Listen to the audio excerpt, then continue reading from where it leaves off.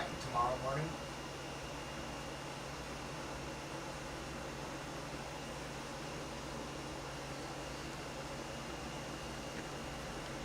Oh, you streaming Asia too? Yeah.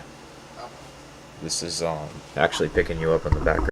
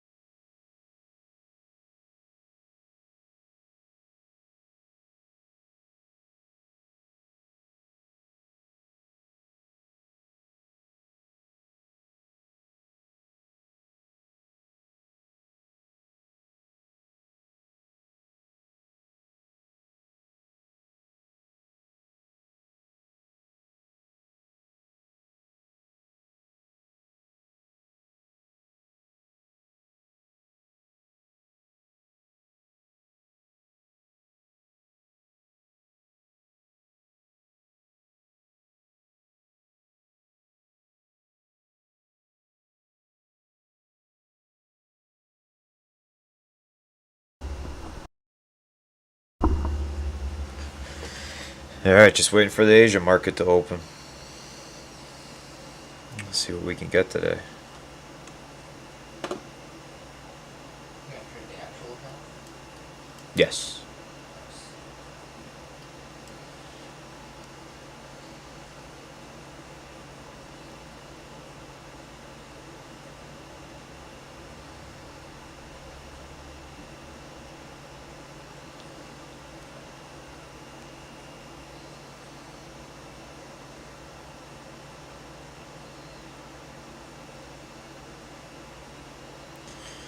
So there's a bit of an echo.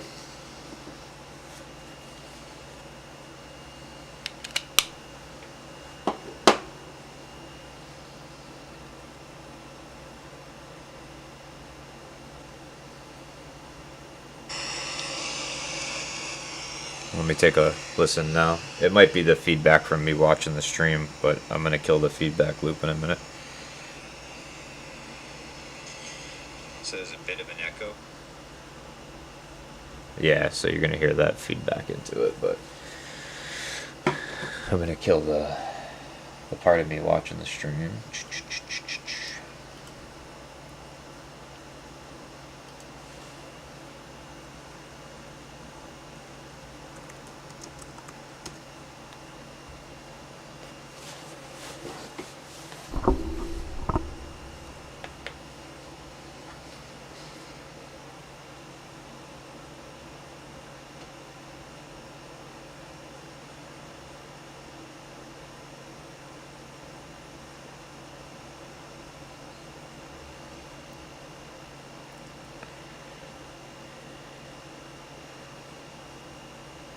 Thanks, man. I appreciate that.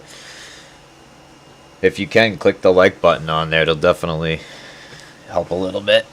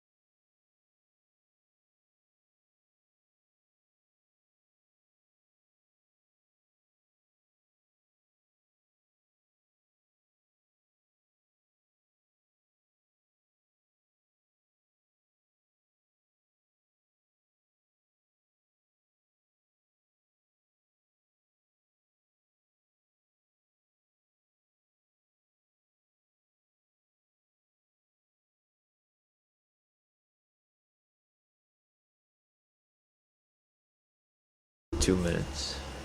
Alright, 2 minutes to Asia Open. Just set Bookmap up a bit. And let's take a look at the high time frame.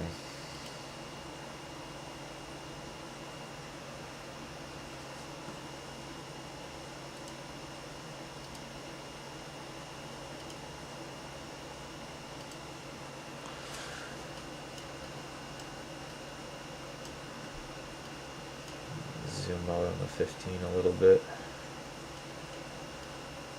So looks like we got a low volume node right below us.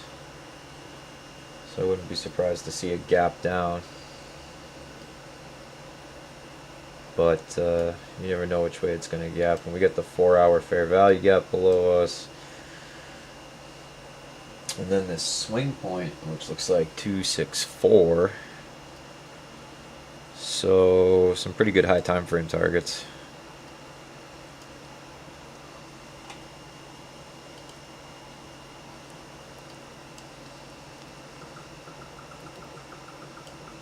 And the market's open. No gap down, but some immediate downside pressure. See, trending up at the end of the day, so I would expect this to want to continue higher.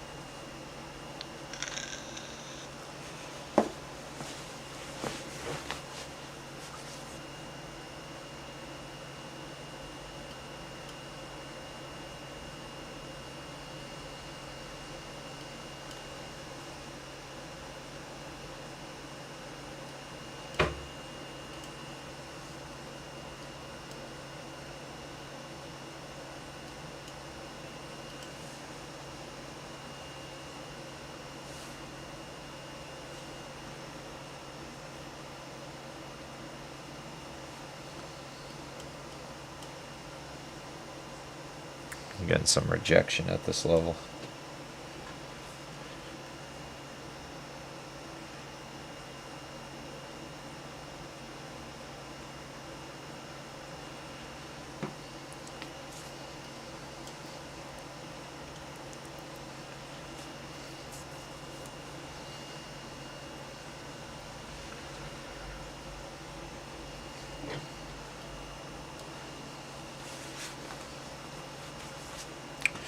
Let's see how far we are from the top here. Only about 91 points to previous day high, so pretty solid target, but so far it's just been sellers at the open. Curious to see if they can carry us down lower, or if we're going to try to chew up through these order blocks, but we're going to give the open a couple minutes to make its move.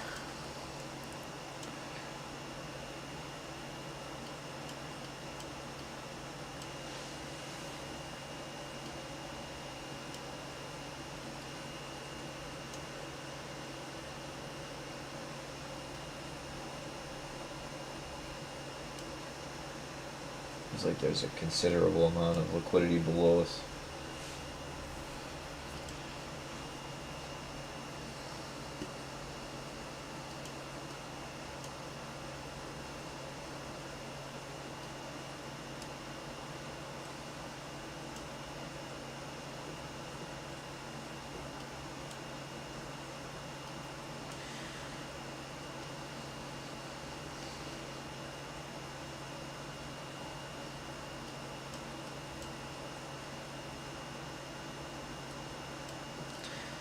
Yeah, we got an HVN up here.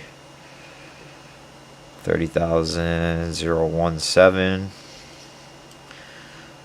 We're going to mark the HVN up right here.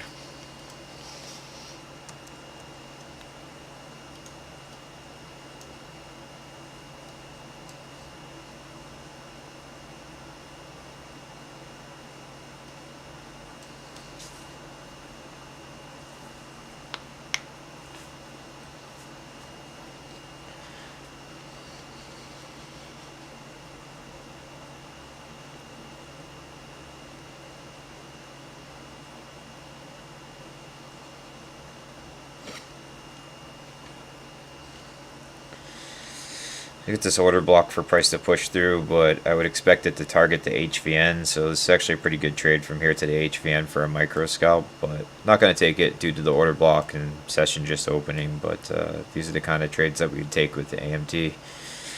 This isn't specific to AMT, but I'm looking for level-to-level trades based off of the volume profile and VWAP, and then I use a number of other levels too.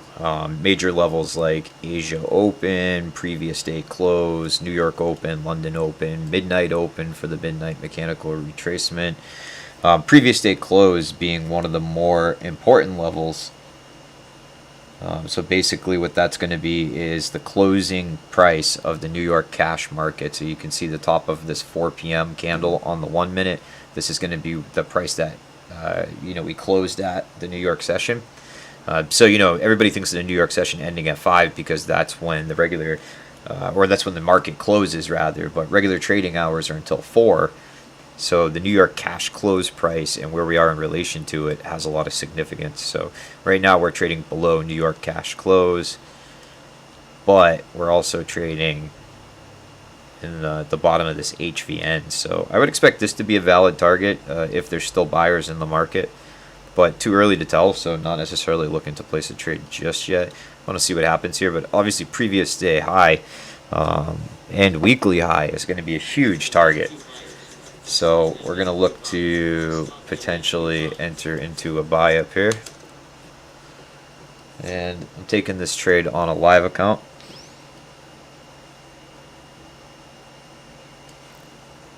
But I want to see it overcome this order block, and then I want to use order flow to try to confirm the trade before we go ahead and pull the trigger on it. It looks like on the high time frame, we don't have a lot of obstacles. We're inside of a 1 hour breaker block, but I'm sure that breaker block has been largely exhausted. But it looks like clean sailing to the sweep. So high time frame's clean. Checking Bookmap right now to see what kind of liquidity we have above us. 30,100 is a pretty juicy level, so I would expect price to want to get up and take that. There is a bunch of low resistance liquidity, it looks like, kind of hanging out above us, but nothing too crazy. Let's see.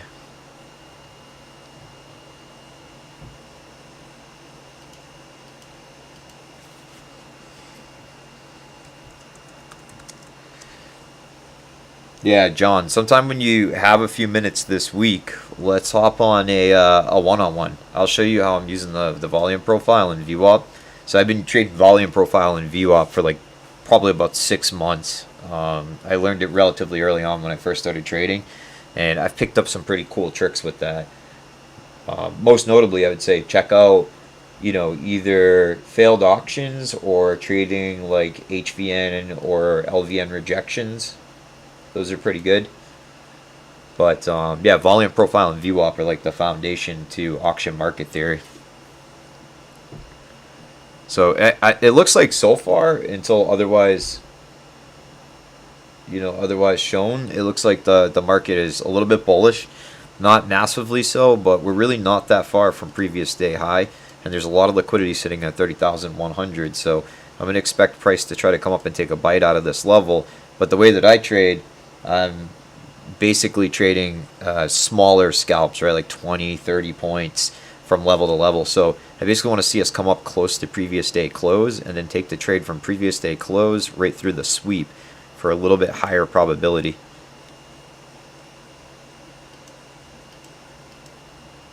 Yeah, man, you're welcome. I'm always happy to take some time and pass along anything that I've learned. And you can see, like, I'll zoom out. My chart's kind of crazy, so like I'm running a bunch of different levels and indicators on here, and it looks kind of confusing at once. But basically the main key points are I'm running the session volume profile. So this has Asia and New York from previous day, and we're creating a new one right now. You just can't see it; it's very small. And then I run a 3-day composite volume profile. So this is all of the volume from the last 3 days. And on the back side of it is a sentiment profile showing me what the volume mostly was comprised of. Is it mostly buyers or sellers? And then I run the anchored VWAP, and the VWAP tool that I designed, it auto anchors for New York and then auto anchors for Asia, so you don't have to manually do it. And then I run the weekly and the monthly VWAP because those are pretty good reaction points.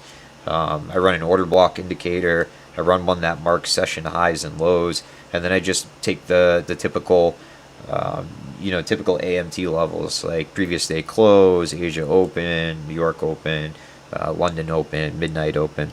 So looks like a ton of stuff, but it's really just levels that I'm expecting price to want to attach to or be attracted to or react off of. So I'm basically taking smaller trades from level to level. It's what allows me to be like pretty high probability in my trading. I'm able to maintain a really high win rate because I'm just going from point to point and not targeting like home runs, but more so stacking up base hits. So it looks like 32.5 is going to be a pretty good level, and then 30,050 is looking like pretty attractive too. So watching these levels on Bookmap. And yeah, I'm going to expect us to trade up into these. So we're going to zoom in a little bit here.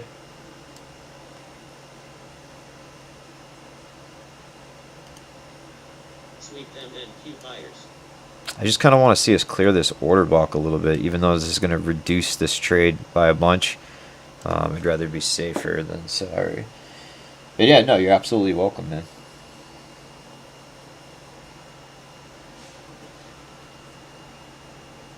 We'll see if anybody's free to hop on the Discord to hop in and trade the Asia session with me.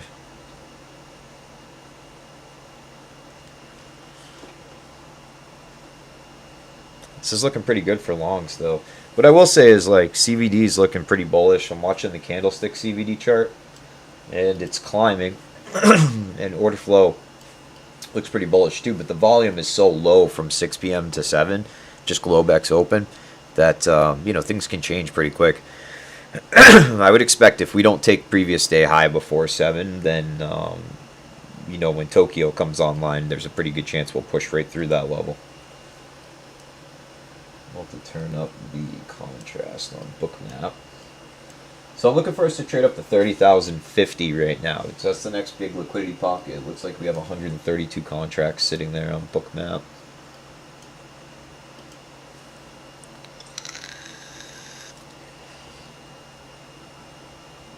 And if we are able to get a little bit higher out of this order block, I'll go ahead and take this trade.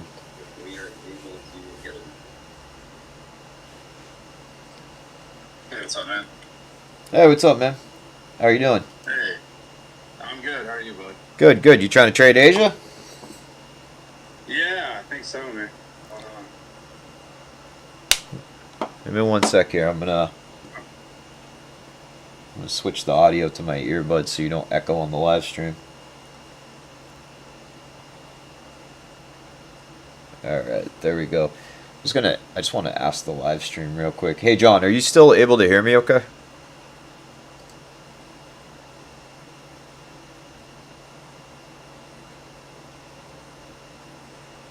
I think I can. Okay, yeah, they can still hear me okay.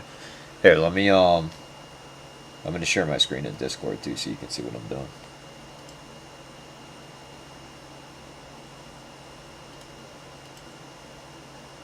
Wait, you don't have to just watch the screen. You able to see my screen now?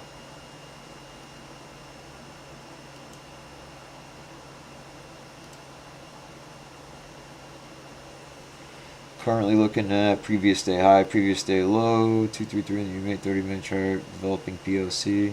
Refine no acquisition. Yeah, dude, those are actually pretty great levels. Previous day POC is awesome, man.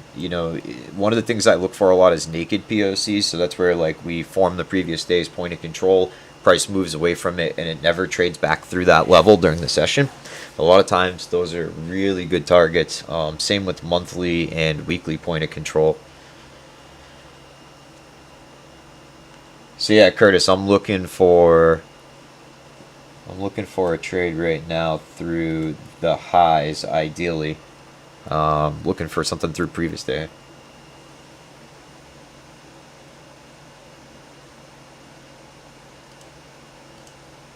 Yep. Yeah. Here, let me Okay. restart the audio capture so they can hear you too. Yeah, so right now I'm looking like the point of controls formed not too far below previous day close. I'm looking at Bookmap. There's definitely some liquidity sitting at 30,050.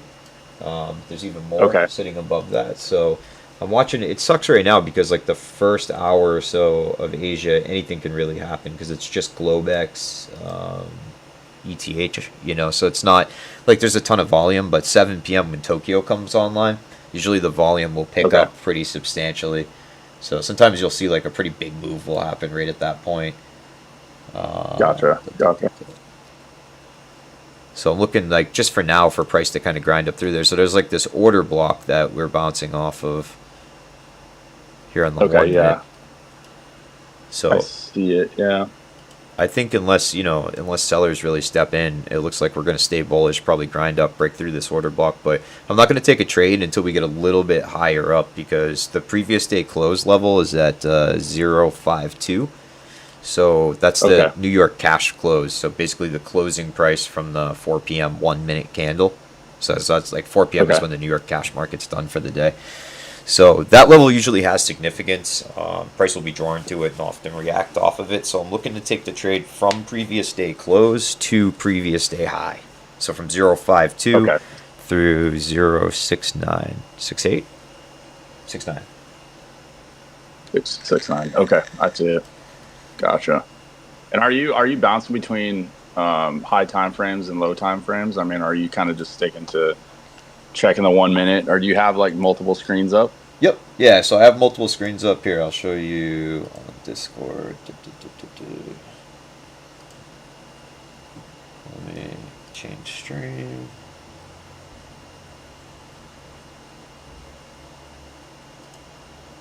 There we go. It's updating right now. So I'm running a quad view like this where I run the 5, the 15, the 1 hour, and the 4.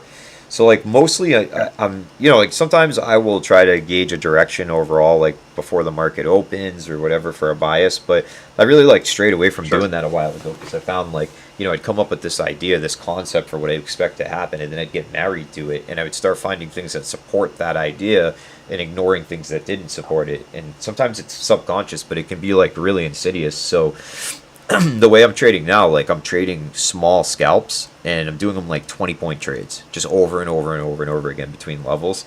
So it doesn't really benefit me to have like too much of a high time frame bias. But what I do use the high time frame for is just like awareness, right? So like if we're about to trade into a high time frame order block, or if we're printing a high time frame swing failure pattern, or there's just a high time frame trend that's forming, or we're about to take some high time frame swing point out for like a liquidity grab. Those are the kind of things I want to be aware of, just so I'm not trading against the flow. And also sometimes I will catch bigger trades. Like I'll take a 150-point trade if something good really presents itself. But I'm mostly just using it as a filtration system to make sure I'm not like going long into a clear high time frame short. That makes sense. Okay. So like here, I'm gonna switch back to my primary chart and Okay. let me just change stream. So we'll switch back to this.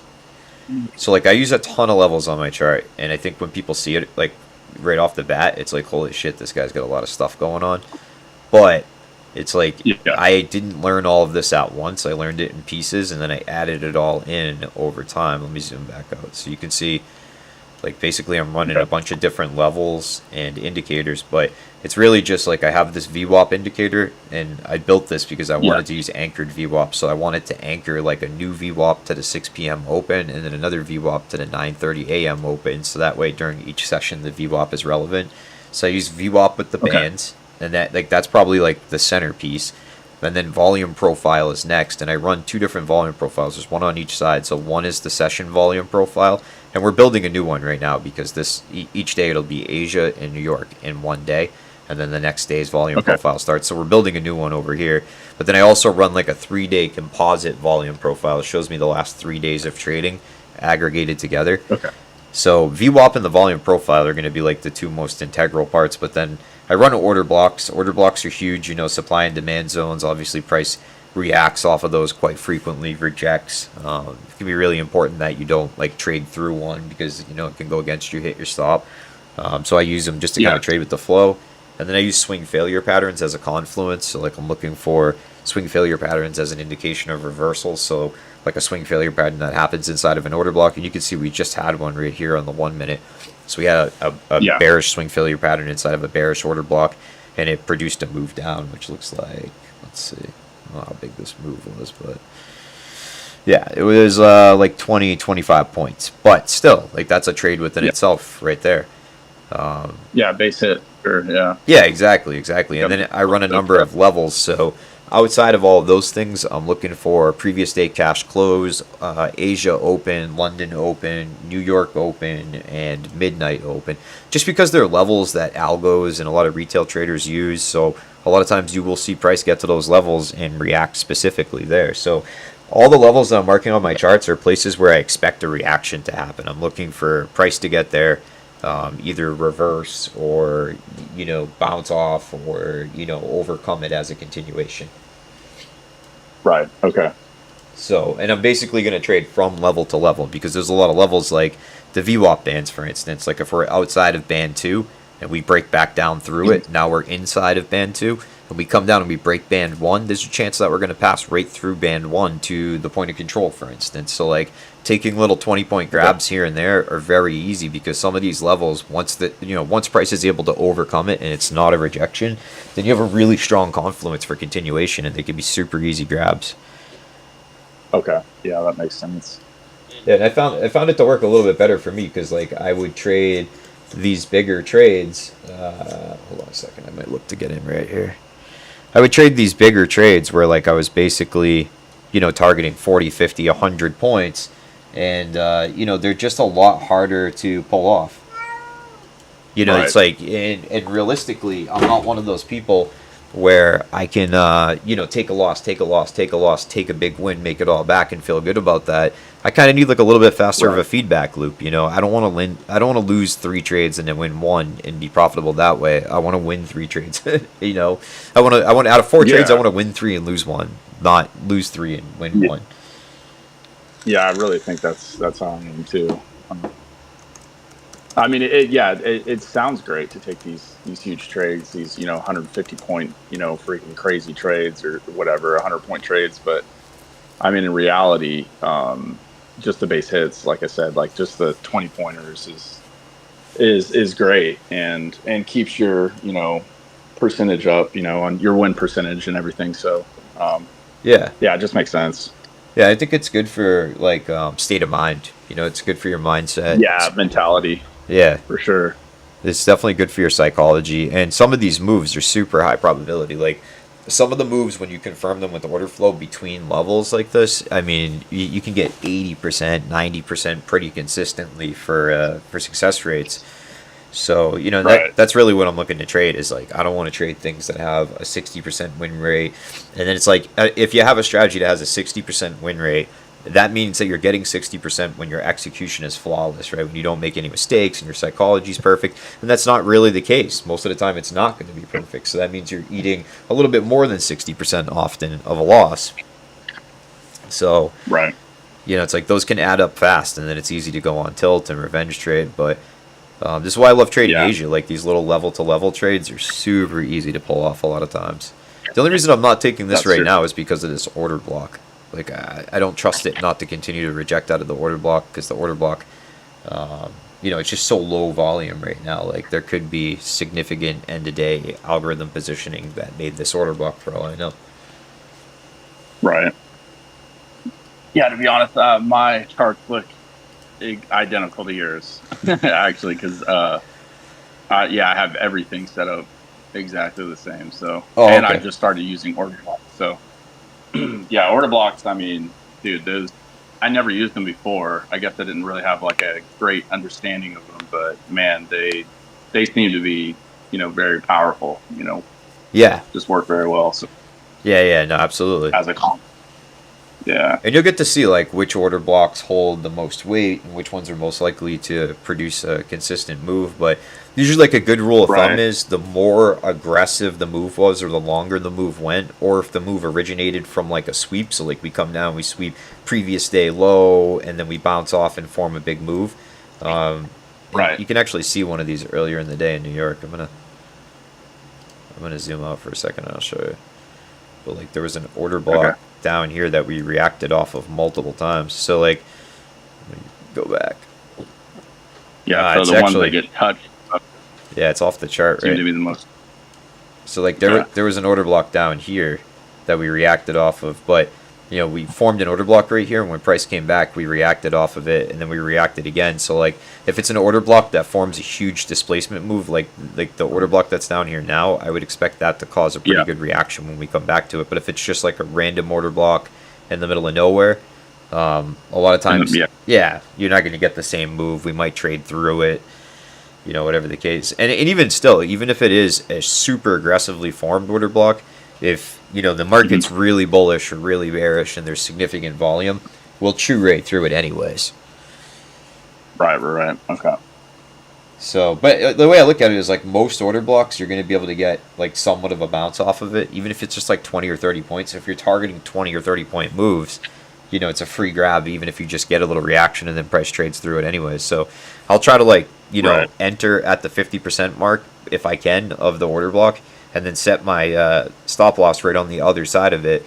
And then as soon as price moves away from my entry, like far enough where I know just a little wiggle is not going to, you know, stop me out, I'll move to break even and then, you know, chase price with the stop loss and see how far it'll go. So I'm either targeting a 20-point move, or if I expect it's going to be bigger, I'll move to break even as fast as I can. And then as price makes its way across the chart and gets through each level, I'll kind of like trail the stop structurally behind it. So that way I can see, like, is this going to go for 100 points? Gotcha. Yeah, eat up more and more. Okay, that makes sense. Yeah, and it's like even with the AMT model, like there was a trade right here where it looks like we rejected off of VWAP, and then there's another trade right here where we also rejected off of VWAP in the Asia Open. But these trades are a little tougher to take right when the session opens, because VWAP doesn't have as much, like, it doesn't have as many trades in it to actually calculate. So it's like once the session's been going for a while, VWAP has a lot more, it's a lot stronger of a confluence, you know? Gotcha. Yeah. Are you ever waiting for a pullback back into the order block? Or, I mean, are you just 50% typically, and you're taking the trade? It depends. Or are you? Yeah, it kind of depends. Okay. Usually 50%, and I'm taking the trade just because most of the time you won't get like a second pullback, and each time price touches the order block, it degrades the quality of it. So it's like the first touch is usually the best. The second touch, you can sometimes get a bounce, but if price is really trying to move in that direction, you might not even get that. And usually the third touch, we're going through it if it even has a third touch. But it just depends on the strength of the order block. But basically, like, the reason order blocks work is like you figure like, all right, so with this one that's down here in the New York session, right? So like this particular order block was formed at 10:16 in the morning, right? So there's like peak institutional involvement. Many retail traders are trading. So this was formed with like a lot of conviction, and you know, there is an order block down here. Actually, you just don't see it because the indicator I'm using only marks out like the last four on both sides. But you know, the order block that was formed down here, it's like if you see one that's formed between, let's say, like 9:30 and 10:30, usually those are going to have a little bit more weight. But if you get one that produces like a huge move up, like in this case, the market was auctioning off, and then boom, it reverses, and it actually auctions higher than the sell-off point that it started at. Like, this has institutional involvement in it. Big players had to push price up. Nobody but a bank with a lot of money is going to be able to press price that high during this time of day, because you need substantial volume, you know? So it's like a lot of times what happens is when price revisits an order block, you know, maybe there's resting orders there. So like a lot of traders will leave resting limit orders at the 50% mark. A lot of institutions and algos will do the same thing. Maybe the people who went in long originally in that position defend their position, so price comes back.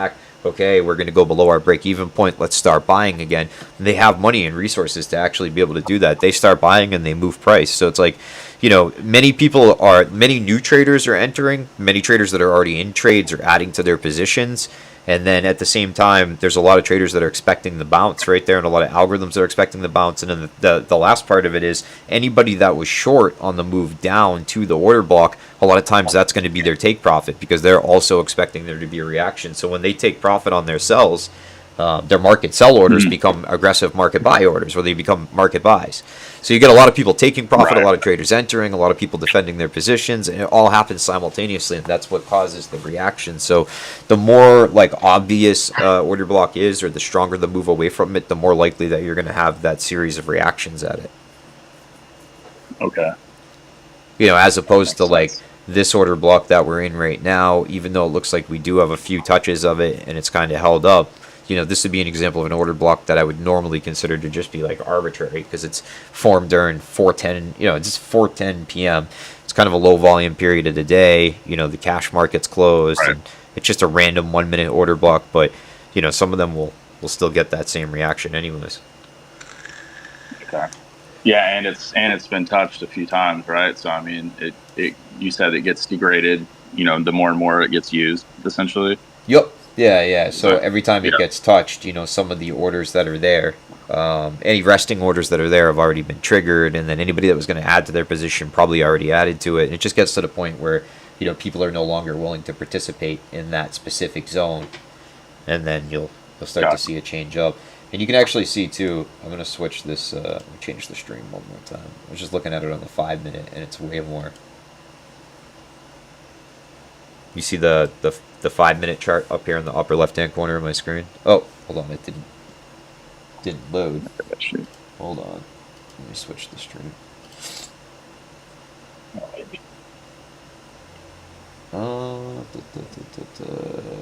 time frame share.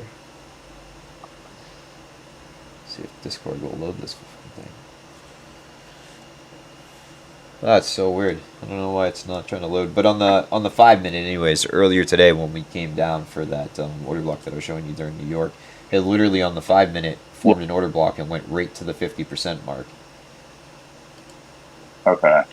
Yeah, I think you were talking. See, I was at work. I caught part of the live stream earlier, but then I had to go freaking back to work. But yeah, I think you were talking to somebody during that time, talking to them about order blocks, and I might have even caught that live for a second. Yeah. I was talking to that the guy that's in the Discord. Where's Baldo? Where's Baldo? That's it. Yeah. It's weird. I might actually let me disconnect from Discord real quick and reconnect. For some reason, it's like glitching and not letting me show my screen to you. So give me 1 sec.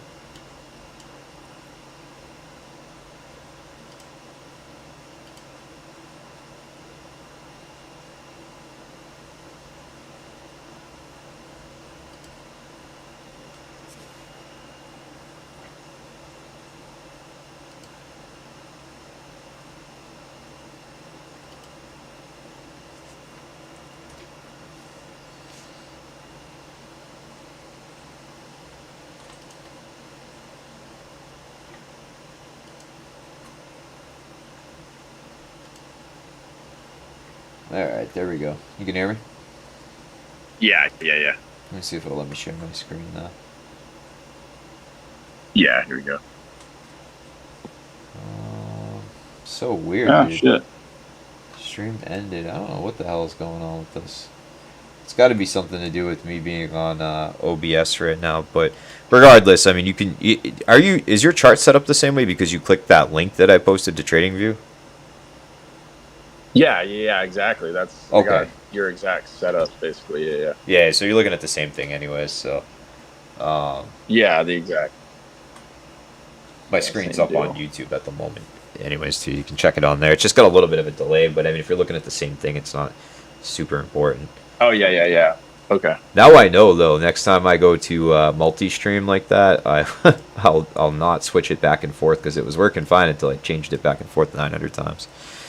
But so I'm looking at this move as a failed auction. So I'm like we basically poked outside a value area high on the volume profile, and now we auctioned across the chart right to the value area low. So you'll see these moves a lot. It happens a little bit later, typically in the session. But like for instance, if there's another point tonight where we poke outside a value area high or value area low, then we immediately reject and come back inside.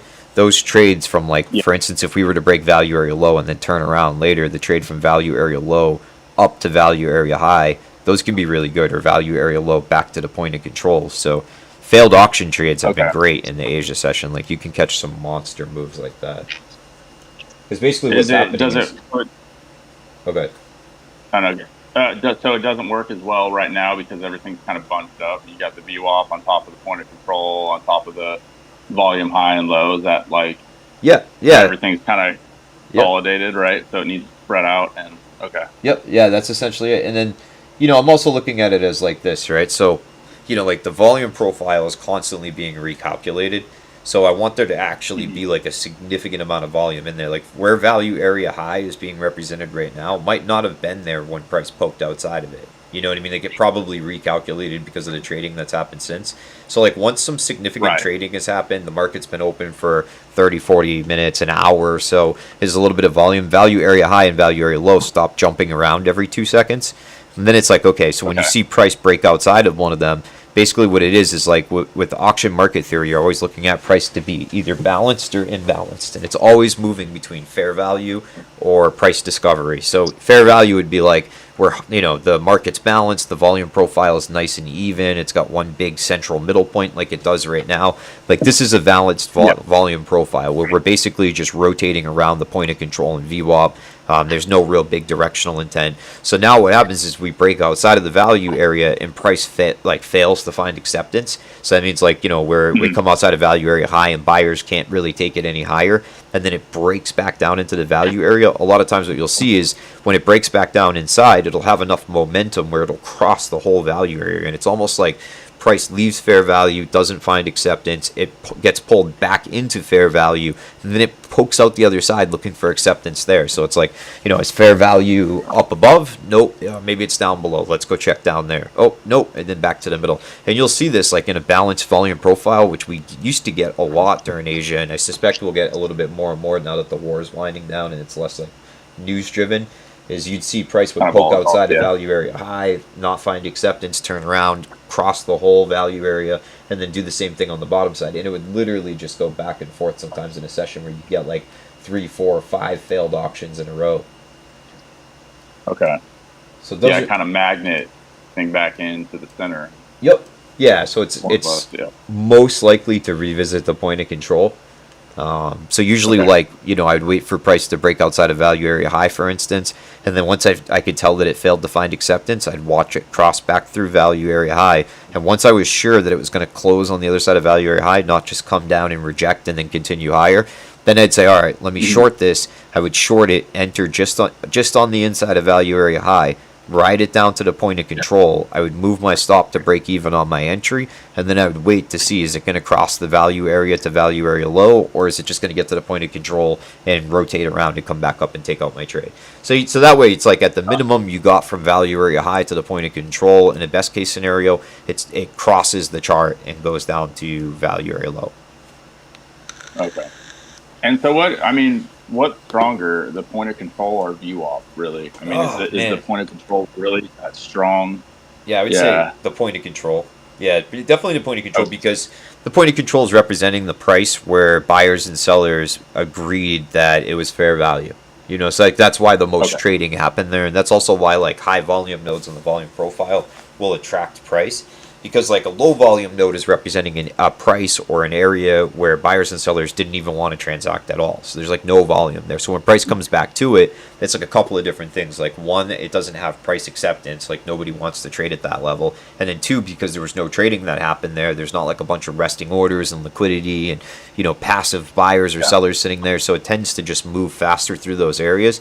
So you'll see like when multiple high volume nodes form, it'll just go right from one high volume node to another. And some people trade just that, like they trade the jump between volume nodes. But the point of control is definitely like got the most gravity out of the chart, where price will just continuously go back to it. Now the ultimate scenario is when price is balanced, the point of control is like one nice equal distribution where it's like dead center and there's an equal amount of trading on either side, and then VWAP lines up right next to it. When VWAP and the point of control are flat and next to each other, that's where like I start fading the extremes. So you'll see like price will come up, poke outside of the second VWAP band, and it'll get pulled back down to the middle because it has a bunch of reasons to be there.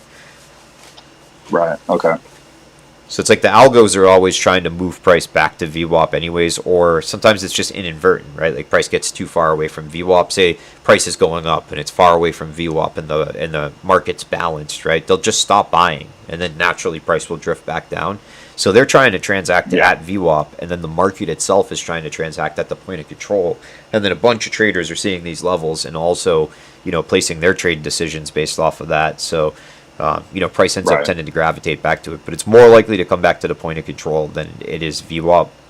And, ideally you can get both together, and it's like, wow, that's perfect. That's a great setup. Super strong. Yeah, and it's worth like marking out the previous day's point of control too, because a lot of times price will trade back through those levels. So, like in this case, the previous day point of control is pretty far below us, so we'd have a pretty big move if we went down. But a lot of times, and there's some stats on this. I don't have them off the top of my head, but there's a company called Edgeful that like creates stats. And I think it's like $20 a month. They give you like a bunch of useful trading stats, but they, I think it was like 80% or 75% chance in any trading session that price will revisit the previous point of control from the previous trading session. So, oh wow, it's worth looking like that, and that's why I like using session volume profiles, because the volume profile that we have right now is great, and it's useful for the context of this little range that we're in. But like when I zoom out, I'm looking at the volume profile from the previous trading sessions, and like we're right at a high volume node, and then below us is like some low volume nodes, and then like the next major high volume node is down here at 872. So like I can use that as a target, even though it has nothing to do with the current session. So like if I see price break down below Asia low right now and start cruising down, I'm gonna look at the previous volume profile to try to feel out, all right, like what's around us that's substantial for a target for it to head to. So I'll use the session volume profiles to look at the current session, and then I'll also look at the previous session, and then I have the 3-day composite running on the right side, because that just gives me a feel for like basically high time frame volume profiles, the way to look at it. Okay. Kind of like the bigger picture volume profile. Yeah, that makes a lot of sense. Yeah, I was curious how you would use the volume profile on previous day and the correlation, I guess, and that. So that totally makes sense. Yeah, and you get what's called the naked POC. So like a naked POC would be like we form a volume point of control during like the New York session, for instance, and price just continues to go up from that point. And we might actually have that yesterday. I can take a quick look. Actually, hang tight 1 sec. I'm watching what we're doing here because it looks like we're pumping up. Yeah, I was going to say. But yeah, it's like a naked POC would be one where the POC was formed, price moved away from it, and we never revisit it during that session. So then you get into the next session, and it's almost like an untapped zone. So like some people will call them naked, some people will call them virgin POCs, and those tend to have a really strong magnetic pull too. So like I wouldn't take a trade just from like where we are now to that. But if we were coming down and we were 50 points away from it, like that would be a pretty interesting target. And then, I don't use these consistently, but like weekly and monthly POCs actually have some weight too, almost as like high time frame volume profiles. So really interesting that we're pumping up right here though. Like I'm watching this on Bookmap, and it looks like the order flow shifted kind of dramatically. Take a look. Back to that high that we were looking at earlier. Yeah, and I'm looking at 30,050 as a potential finish line for this move. So we'll see. I mean, obviously this order block's been holding up, but I think price does overall want to try to go up and take out these upper targets. So just waiting for confirmation. And it's tough because we're coming up to Tokyo, so it's like I don't want to enter into a trade that I don't think I can complete in the next 18 minutes, because I hate holding trades through Tokyo Open. Like right at 7, sometimes the market will be doing one thing, and then Tokyo steps in, and you get like a little bit more institutional involvement, and sometimes it'll just reverse, or sometimes you get that push you need to continue your move, but you don't always know until it happens. So you can be in a trade and get wrecked. That makes sense. Sorry, I had a phone call for a second. I had to mute it.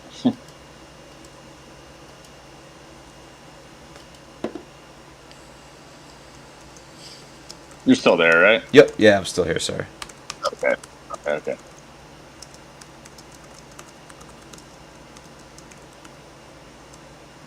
Yeah, I was just reading the chat. One of the guys from the Discord's watching the live stream, just read some messages in there. Yeah, see, Okay, he says cool. that's what I'm working on this week, getting better at finding targets and then practicing holding for the target. Yeah, it can be tough on some of these bigger moves to, it's like you have a target, you know it's valid, but it's 120 points away, and you're like, ugh, is it going to actually make it that far? Like, is this target really where it's heading? It can be challenging for sure to hold some of these. Yeah, I can see that. It's I mean, shoot, this is like the hardest but most rewarding thing I've ever done for sure. So, I mean, I've learned some Spanish. I'm kind of decent at Spanish, but this is definitely like learning a language, honestly. Yeah. So, Yeah, it's not easy. It can be a lot, man. There's a lot of components to it. Yeah. A lot of nuances that I think people, typically overlook too. Yeah. You get like a lot of people where they're like, I'm going to trade order blocks. But then they don't take the time to like learn, all right, which order blocks matter and like what other confluences can I combine, where it's like, all right, I have this Right. and an order block. So that makes this order block a lot more likely to be the one that causes a reaction. And then they'll just go like blindly trade all the order blocks and get wrecked. You know? Right. It's just tough in that sense too, where you just like, you gotta, everything you learn comes with 4 other things to learn. But, you get to the point where like, I think some point like a few months ago, I started realizing that like, man, there's just not a lot left to learn anymore. I think I've learned all the big stuff, and there might be some little details here and there that I could pick up, but, there's not going to be like an aha moment anymore. And then you're like, it's kind of like fine tuning at this point, right? yeah, exactly. And that's when you realize like, oh, okay. Like, I guess it would be comparable to like you learn another language and then you realize you can have a conversation with somebody. It's like maybe you don't know every word, but now you can, now you can communicate. You're like, all right, this is pretty good. Yeah. the guy that's talking in the live chat right now, John, he's like, heck, it's hard holding for even 20 points. Yeah, man, I hear you. Sometimes I'll be in a 20-point trade and it's just creeping so slow, and I'm like, my butt cheeks are clenched over here while I'm in this thing. Like, that's a lot of my problem too. I'll have the close button just like ready, close position, and I have it like have it on standby, and just holding it, man, it's rough. Yeah, no, I do the same thing. Still, I do the same thing, but it depends on the trade too. Like some of them, it's so freaking obvious. Like you see prices trending up, and it's really cranking, and there's tons of buyers behind it. It's just throttling through every level, and it's like, all right, the next 20 points look pretty convincing. But you get some of them where you're like, all right, like, I don't even really 100% know if this is going to work out. So, as soon as you get into P&L, you're like, maybe I should just take this and get the fuck out of this trade. Right. So, yeah, it kind of depends. Yeah. I went through, like, a micro-scalping thing where, like, I still micro-scalp to an extent, but, I mean, I went through a period where I really micro-scalped. Like, I was going in for 5 points, 8 points, and closing the trade 5 points, 8 points. But, there'd be like 5 points I was sure about, and then I'd be out of that trade. And then 5 points I was sure about, and I'd be out of that trade.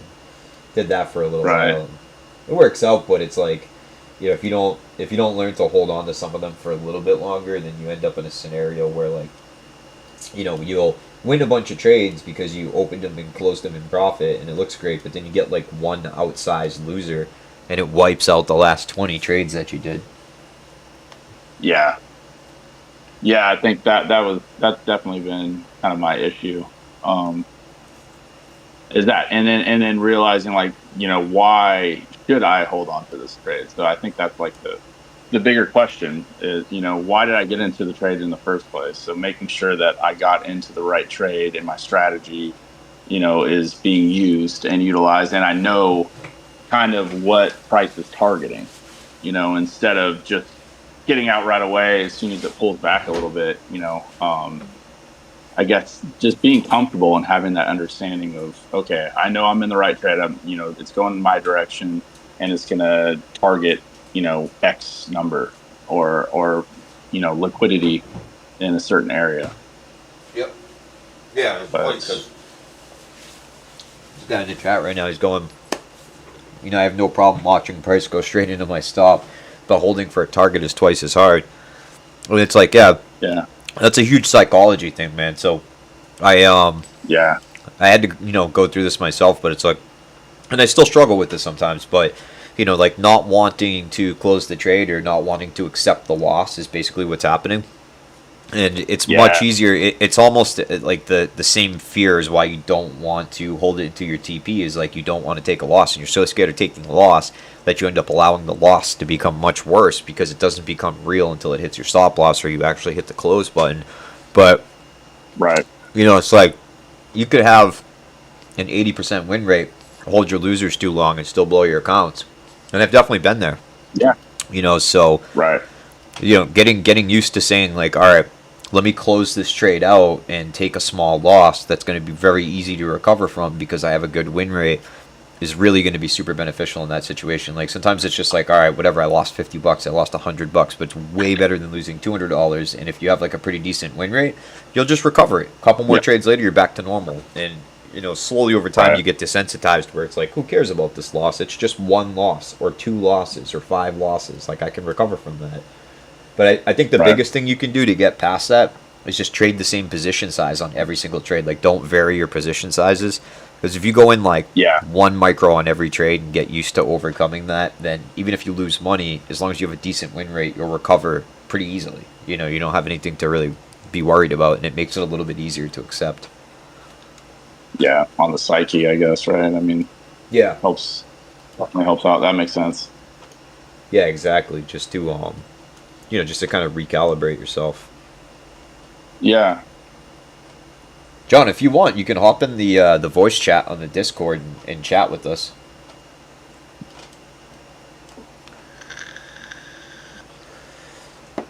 So we got 10 minutes to Asia. I'm expecting Asia's either going to rip down and take out the low or rip up and take out the high, but volume is super, super, super low right now. So. Yeah, and so because of that, like you wouldn't have really taken any of these trades, right? No, I haven't so far. And there was a couple of moves that looked okay. Like right now, we just came up to. Let me see if this thing will. The order block. Yeah, you just hop in here, John. It sounded like. Yeah, it looks like you did. It's just gonna let me share my freaking screen now. There we go. Now it's letting me share my screen. Okay. All right. So you see up here where my mouse is? Okay, there we go. Yeah. So we came up to value area high right here, and we rejected. So it's like we rejected value area high, and we're inside of this order block that keeps causing moves down. So like this was a pretty good short to me right here, but I still didn't take it because volume is just so low, and we're basically just rotating around without direction. But one strategy is like whenever the market's low volume like this, and it's just kind of rotating, is every time it moves away from the POC and it gets like kind of further away, then you just take a trade back to the POC, because like in a balanced and rotational market, it'll just continuously come back to the point of control. But a little bit more challenging. You're really yeah, it's a little bit more challenging because you don't know if you're going to get a breakout, right? Like it could break down or it could break up, and then you're smoked on that trade. But they call it fading the extremes. So like right now, if we continued to rotate around the POC and VWAP for the next 40 minutes, right, then this is going to be a much more substantial volume profile and much more substantial weight on VWAP. So then I'd be looking like, okay, anytime price breaks out of the VWAP bands, for instance, if it doesn't gain traction and it immediately rejects back inside them, then I'd be looking to short or long it back to the POC.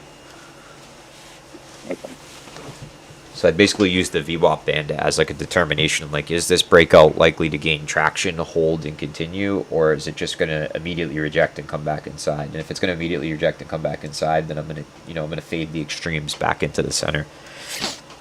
Into the center. Okay, gotcha.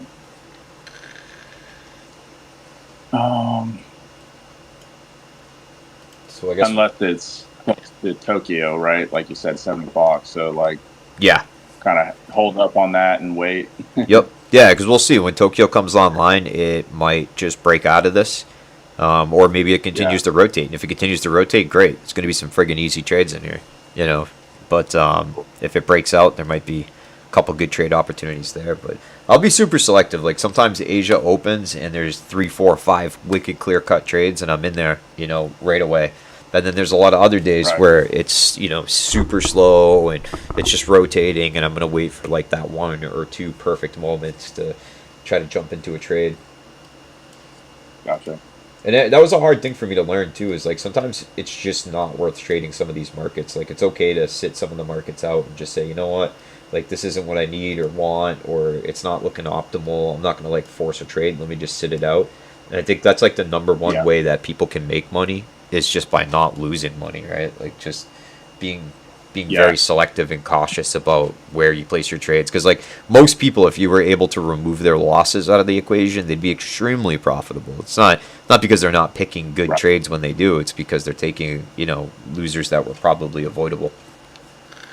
Right. Okay. Yep. You sound like you're super far away, John. Almost like you have like a second device in the room, like your phone or earbuds or something, and it's picking you up from a distance. What about if I turned up the mic a little bit? Oh, there you go. There you go. That was Thumbs definitely. it up.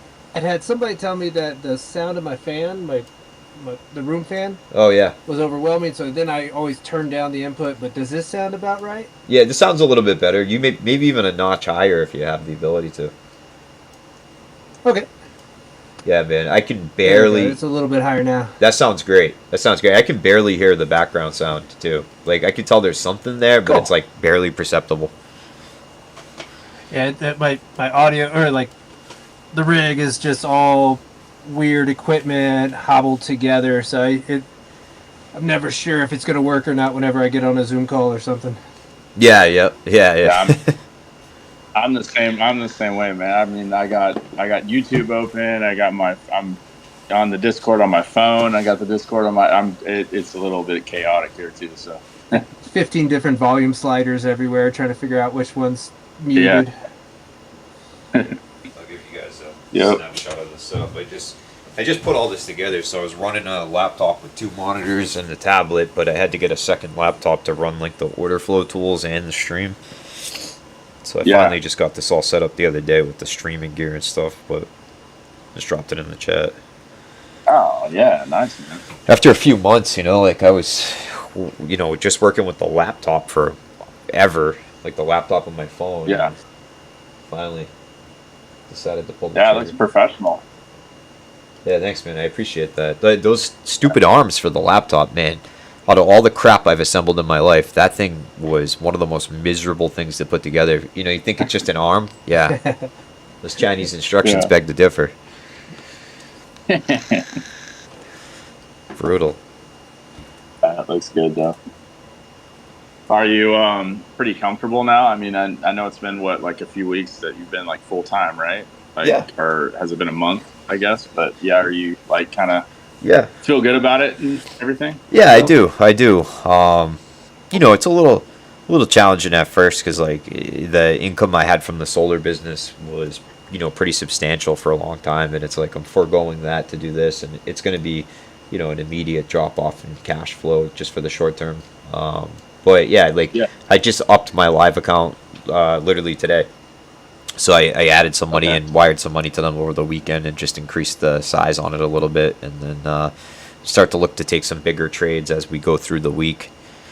So now it'll be more akin to like what I was making before, or start to scale past that. So that'll be good. But yeah, it's been good so far, and I'm excited about the stream, even though it's going to take 2 years before it probably gets to substance, but.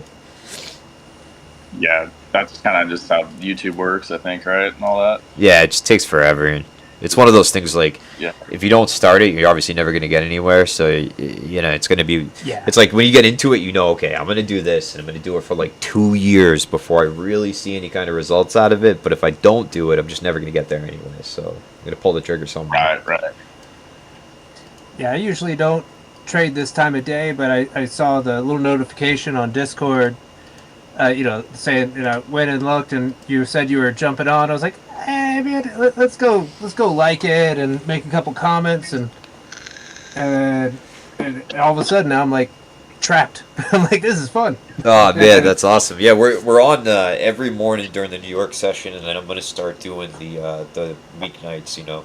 Trading the Asia session. So I'm always trading these 2 sessions anyways. But I figured, pretty much like half of the people that watch these on YouTube do Asia, so I might as well try to just get both if I'm gonna be sitting here trading anyways. Makes sense. Are you still working, John? I am. I've been trading about 2.5 years, somewhere right around there. Certainly not profitable yet. Taking 3 $500 payouts from Apex. So I've had some success at on some months here and there. I've had I was doing, oh no, I forgot his name. The Boring Trader, I think. A lot of the I met him over in a different room. Yeah. And so I was doing his style of the price action, momentum, or maybe just drawing some channels. And really, I mean, I had other stuff going on in my life, but I was really not clicking with it. I thought I was, but I just never did. And so just a month ago, I had a low day, probably about 5 weeks ago, and just decided to switch over. All right, let's try something new, and went and joined the development group. I guess it's Rod Casil. Okay. And so just something totally different, mean reversion, and just absolutely been loving it. Just so it having all the, just I have a line on my chart, touches it, enter, and deal with it. And, and it's so much. I just absolutely love it. I want to switch my chart. So I learned to trade mean reversion first, and I still trade VWAP mean reversion. But if you could see the stream of my chart, I run mean reversion channels on a second chart. So this is usually on my other monitor where I'm running RSI and MACD and a mean reversion channel. I'm mostly just using the mean reversion channel, but if you were to look up and this was what got me interested in mean reversion in the first place, if you were to look up what are the most profitable future strategies with the highest win rate or highest expectancy, most of the AI platforms will put VWAP, mean reversion, or just mean reversion at the top of that list. So, I mean, they have an incredibly high success rate. And that was originally what got me interested in it. But I learned to trade that and then just kind of progressed to auction market theory as an expansion. So, that way I could kind of trade other conditions where mean reversion might not necessarily be the driving factor. Yeah. In whatever way, it just happened to be that the market conditions recently panned out well, and so to jump into a new trading style, then have it work out, it was just so much fun. Oh, that's awesome. Like we were talking or hinting at earlier that it is a high win rate, but then when you hit a loss, it's going to be bigger. So I need a little more time. I need a few more of those big loss days to cover it up. But I'm copy trading probably 5 funded accounts and 4 evals right now, and I have and they're all 50Ks, and I have my one hard rule is at 250 per account lost, gotta stop for the day, gotta walk away. That's my max daily loss. That's awesome. And so I've hit that a couple times, and so now and I'm still profitable for the month. But the goal is to start getting the green days up to about that range. Right now, I'm kind of floating in that $50 range because I'm trading the MYM. Also, I forgot to mention that I scaled down all the way down to this. MYM is just such a nice, easygoing, hard to get in trouble kind of instrument at 1 micro. Yep. And so MNQ is just. Looking back, trading that for the last 2 years, man, that is a hard instrument to trade when you're trying to keep it under 250. Have you been doing VWAP mean reversion on MYM? During New York, yep. Right now it's a little bit too mellow, so I do have the MNQ up, but I've been doing mean reversion on the MYM, the MES. And when I don't have my discipline in line, going to the MNQ, even with one contract currently, is kind of my sizing up revenge trading. Like once I'm starting to look at that chart, I'm like, oh, I'm in trouble right now. I gotta step away. So it's I have goals of going full time, but I was like, I gotta scale way down, size way down, and get my psychology back in line. Yeah. No, absolutely. Yeah, mean reversion is great, man, honestly. And there was periods of time where the market will go through periods where mean reversion's like a gem in the Asia session. Like it just comes around over and over and over again.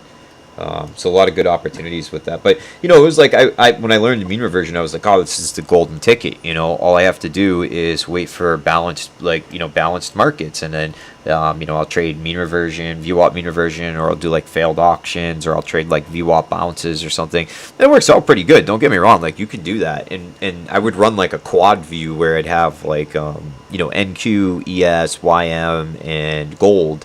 All simultaneously running, and I would just watch to see, okay, which one's balanced, which one looks like that has the most mean reversion potential, and I'd jump in and out of trades. But, then we get these days where it's like a trend day, and I'd be like, all right, well, how am I going to trade these trend days, And then that's kind of what expanded me outwards a little bit. Popping up a little bit, huh? Yeah, I'm looking for it to, try to gain some traction here. Looks like volume's picking up a little bit, which is typical. Like sometimes you don't get that pop right when Tokyo opens, but then you'll see like participants start kind of entering a little bit more actively, and it builds up. So I'm hoping we can get out of this little area here, because it's like we just rejected off a value area high again. Yeah, and you use fair value gaps too, right? Or do you not use them when you're using this? Yeah, no, yeah. I use them too. A little bit more loosely than other people do, though. So yeah. It depends. Like especially if it's like a high volume point of the day. If we pull back into a fair value gap and then we reject out of it, I'll take it as a sign of continuation, and I'll definitely use inverse fair value gaps, but not to the same extent other people do. Like there's a lot of people out there where they're like an inverse fair value gap, like that's their entry trigger, and I'm like, I can't give them too much credit in that sense. Yeah, you don't feel comfortable with that. with that, I totally get that. Yeah, it just seems too arbitrary. Yeah, it really is. I use them. I try to use them as confluence, but especially high time frame fair value gaps for sure. Yep. Yeah, and I think this looks pretty good for a micro scalp actually. It's tough, man. This is a tough. Actually, yeah, I'm gonna sit this one out. It's tough because we're like printing swing failure patterns. Looks like we're trying to fail acceptance of value area high. We're inside this order block, but I'm not thinking this isn't like a horrible trade. This little micro scalp of the internal structure here. So we get this wick on the 1 minute to the left. It looks like price is trying to come up and take it, but CVD's looking bullish, but it hasn't really climbed over the last few candles, so I'm just waiting for a little bit more traction in the market to see if we'll come up and take the sweep up here. Like kind of a push through that order block. Yeah, that'd be great. If we could push and hold on the other side of the order block, that would be ideal. When we just break out. Okay.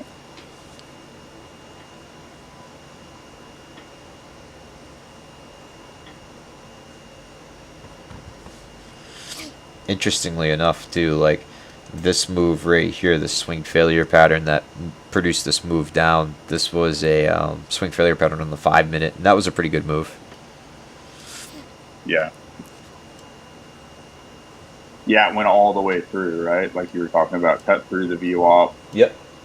Through everything all the way over to the other side to the inside deviation band. Was it 1? Yep. Yeah. Exactly. Exactly. What is it? Yeah, that person. Yeah. Okay. VWAP band 1. Yeah, that's why I like using these as levels. To figure all this stuff out. No, you're doing pretty good though. You're doing pretty good. But yeah, it's like if I wasn't running VWAP and I was just looking at price action, this would just seem like price randomly stopped there to me. I would have no idea why it chose that spot to stop in reverse.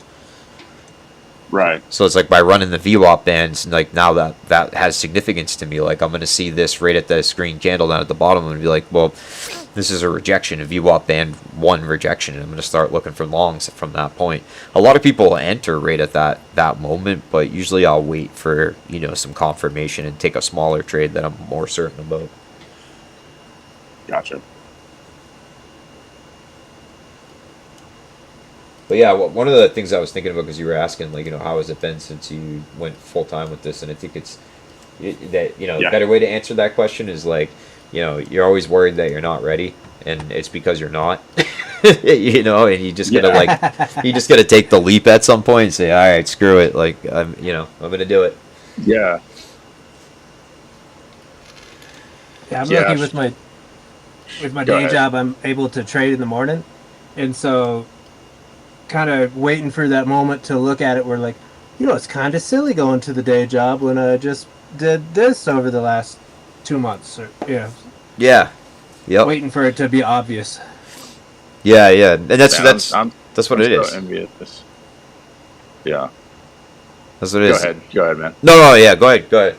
I'm just muddling around. Don't No, worry. I was just gonna say, man, I'm just so freaking envious that you guys can trade during the day job. I feel all the dings in my pocket on my phone, but I'm usually outside shoveling or spreading mulch or mowing or whatever. So yeah, one day I'll be able to, but Yeah, dude, it just trying gets. to learn as much as I can. Oh, here we go. Yeah, here we go. A little action here.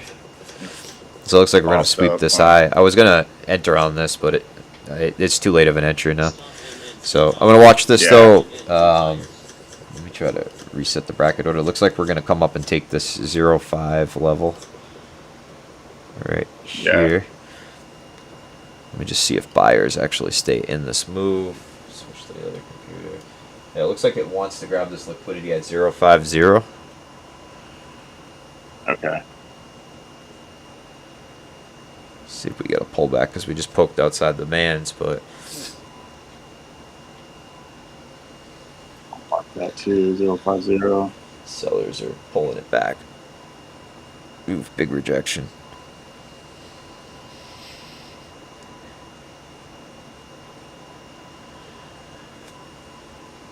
See if the buyers step back in on this move. And that one went quick. I was looking to take the long there, but Yeah, you had to be quick on the trigger, I think, on that one. yeah.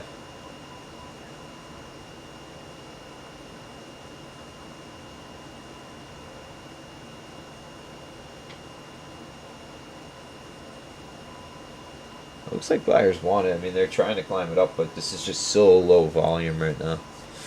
Not a ton of participation. Yeah. It's crazy, It's hit or miss with Asia session. Like lately, they've been really good, but you have days where it's just like there's low volume, prices creeping.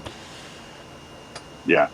Those are the days that I'm a little bit more hesitant. I'll set a bunch of trades out, but recently we've had these Asia sessions where price climbs a couple hundred points or drops a couple hundred points, and it's like really trending pretty strong.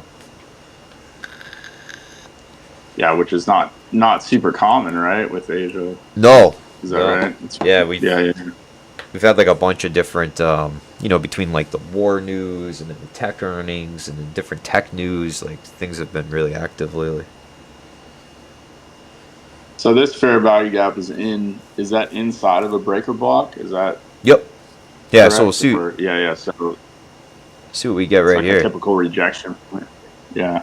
Yeah, I'm curious if this comes back down and rejects off a value area high, or if it's going to clear a value area high in the VWAP band. If it clears both, this might be a good short back to the POC, but I feel like it's going to want to come up and take this upper liquidity at some point. But yeah, I mean, in a balanced market like this is when it has the most pull back to the POC and VWAP, and especially if we poked outside of VWAP band 2. So this is pretty much the VWAP mean reversion strategy, is where you're waiting for it to get to an extreme like Pierce band 2, and then you're going to trade it back down in. Gentlemen, it's time for me to get my kid to swimming. So I'm gonna leave the YouTube running just so you have an extra viewer. Oh, that's awesome, man. Thank you. But yeah, my pleasure. Y'all have fun. Yeah, absolutely. I hope you have a great evening, man. Thank you.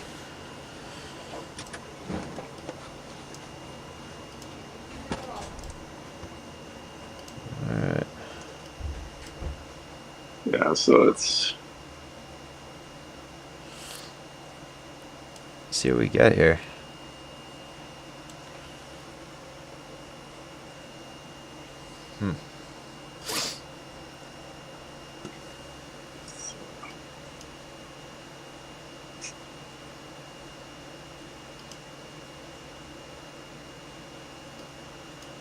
That's crazy how low the volume is right now. It's just creeping. Oh, brother. It's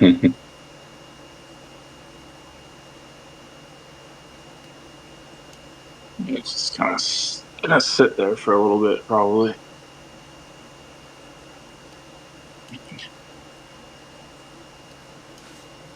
Oh.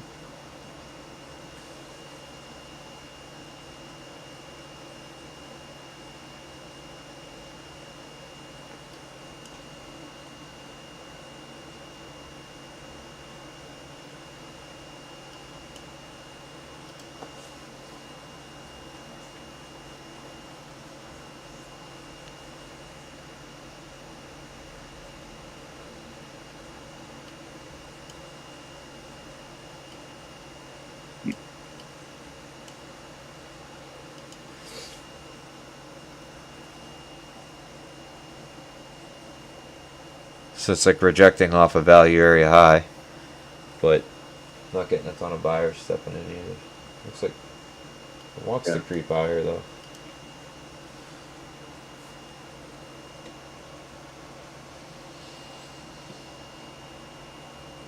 So do you follow like candles very well, like the dojis and like hammers and all that stuff? No. Yeah, Do typically. you use that at all? I typically don't. I mean, maybe dojis in some sense, but I'm more so looking at the candle structure itself. So like, you know, I'd say like the most I'm really getting out of candles is rejections, like looking for rejection candles. So, you know, candles with a big wick on one side where price clearly, you know, traded to that level and then got pushed away quickly. Right. Yeah, I mean, I'll use them in that sense, and by extension, like dojis to an extent, because you know, a doji can just be the end of a move or a rollover point. But I don't put like a ton of credence into it. You know, and I think part of that's because I'm looking at the order flow data on Bookmap. So it's like, to me, like I can see what really happened inside of that candle anyways. So I'm like, you know. I can see exactly where the buyers and sellers are regardless of what the candle's looking like.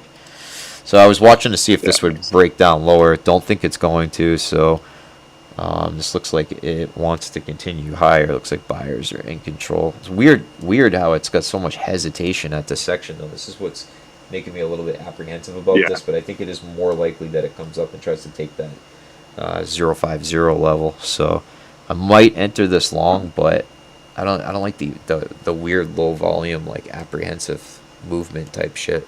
Yeah. It's just strange to me. Should be seeing a little bit more participation in these moves. Looks like it's, you know, a little bit of traction now, but still it's like stalling out at the same level. Yeah. No, I think at this point it's definitely going to take it, so we'll try to take a small long here.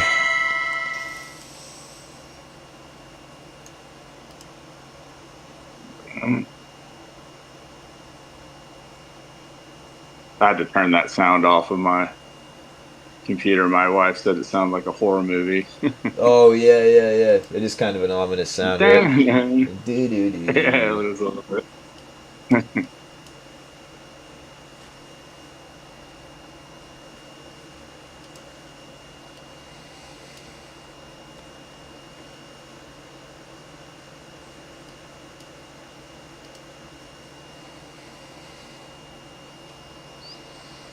Yeah, I don't know if it's going to find the traction to climb. Yeah. It's trying, but Yeah. Yeah, this is where you just don't risk a lot. And yeah, just take it easy, keep it small on these. Oh, looks like it maybe has there you go. the get up and go to do it. MNQ sellers. Oh, big rejection.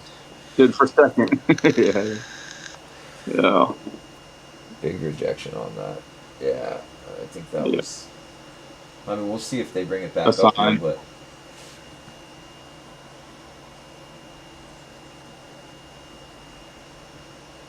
Might have been the sign, huh? yeah, I think that was. I actually can't move my mouse right now. It stopped moving. My mouse is dead. That's great. Oh, Let me great. get my other mouse there. Luckily, I have a second one sitting on my desk just by chance. Need to replace the Got a batteries. It backup, looks huh? good. Yeah. Let's see. I'm gonna hold this trade for a sec though. Let's see if it regains traction. I mean, it looked like a rejection, but I think buyers are still kind of in control of this move. This looks like a consolidation Yeah. at the highs before a push up. It might come down and sweep the internal liquidity though. Let's see what we got here. Yeah, let's see. Like the internal at 22, maybe. Like Yeah, or those two even wicks, this or- wick down by my stop. We'll have to see. I might back the stop up a smidge just to give it some space to sweep it. I do think that the move up is more likely. Like, it looks like it's been climbing up for a bit here. You know, it spent more Yeah. time above VWAP than below. It looks like buyers are trying to push it up there, so I think it's likely that this move does play out at some point.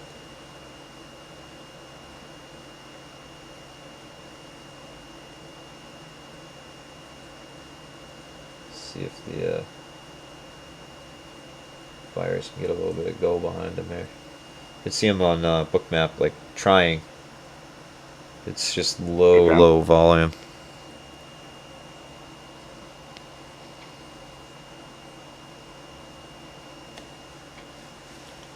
CVD never really made a lower low either, which is good. Okay.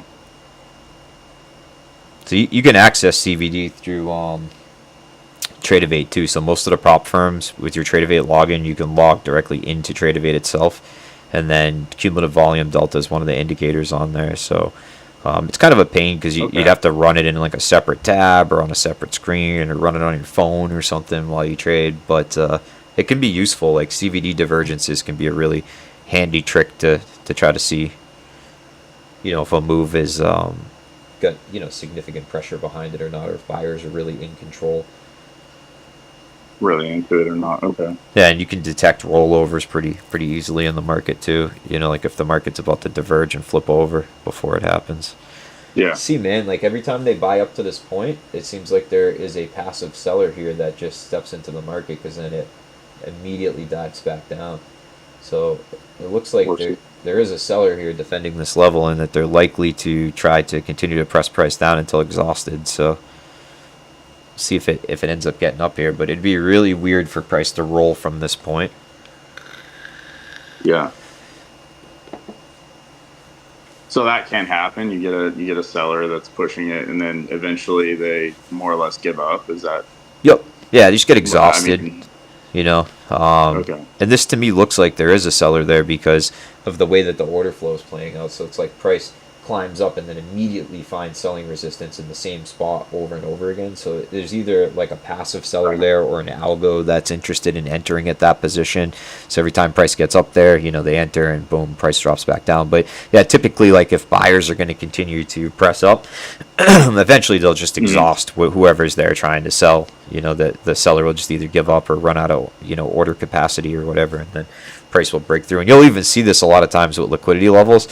Sometimes price will come up and you'll see it get stuck at like a point on the chart, and it never really trades higher, and it just kind of like starts forming these little small candles underneath, and you see volume picking up, and you know, basically what's happening is it gets stuck against like a passive seller or even an active seller. Yeah. And then, you know, buyers will keep buying. It'll keep printing candles, and price starts going sideways basically instead of going down. And then eventually, you know, one side gives up, either the buyers run out or the seller gets exhausted, and then it'll burst through. It's a lot easier to see on Bookmap, you know, specifically. Like, you can see like literally looks like a line on the chart that price is pressed against and not able to make progress through, and then, you know, eventually you'll see the line burst and price will shoot through it. Not cool. Interesting. Wow. I'm gonna start streaming the order flow stuff too, because now that I have it on a second system, I can connect it to a Discord on its own. So I'm gonna start doing that. Oh yeah, it looks like I'm about to get stopped out of this move. Left it, like you said. There's a swing failure forming, like bullish. Yep. And we'll see what On happens that right wick. here. This would be the point. I think it is going to settle down lower though, but that would be the sweep of the internal structure. So now Ready it's to like get into a sell. if buyers are going to jump in here, they should do it now, but I think it's likely to press down past that wick. We'll see if they're going to do it. They got to do it now.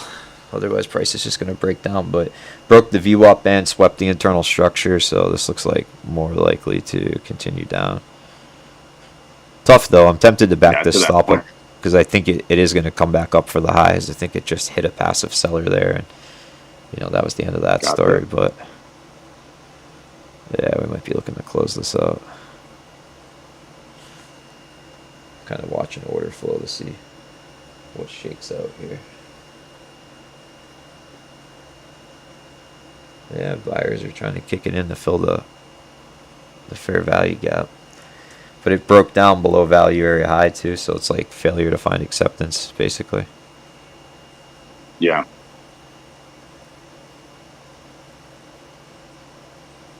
Let's see.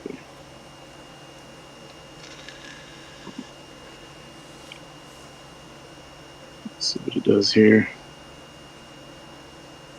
Yeah, buyers are pressing up. They're sweeping out some stops.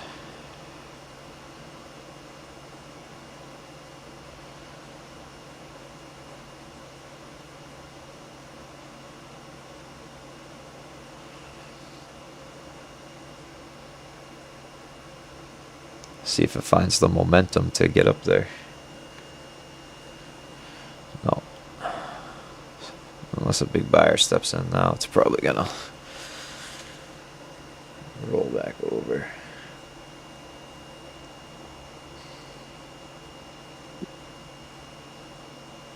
5 seconds.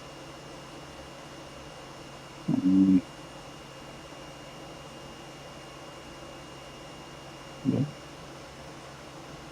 Keep pushing. Let's see. Yeah, looks like it might come down to fill this fair value gap below us.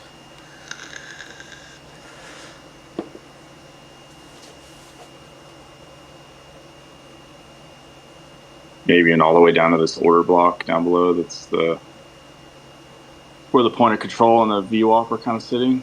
Yep. Yeah. He would go through. Yeah. Yeah, it could be looking to melt back down.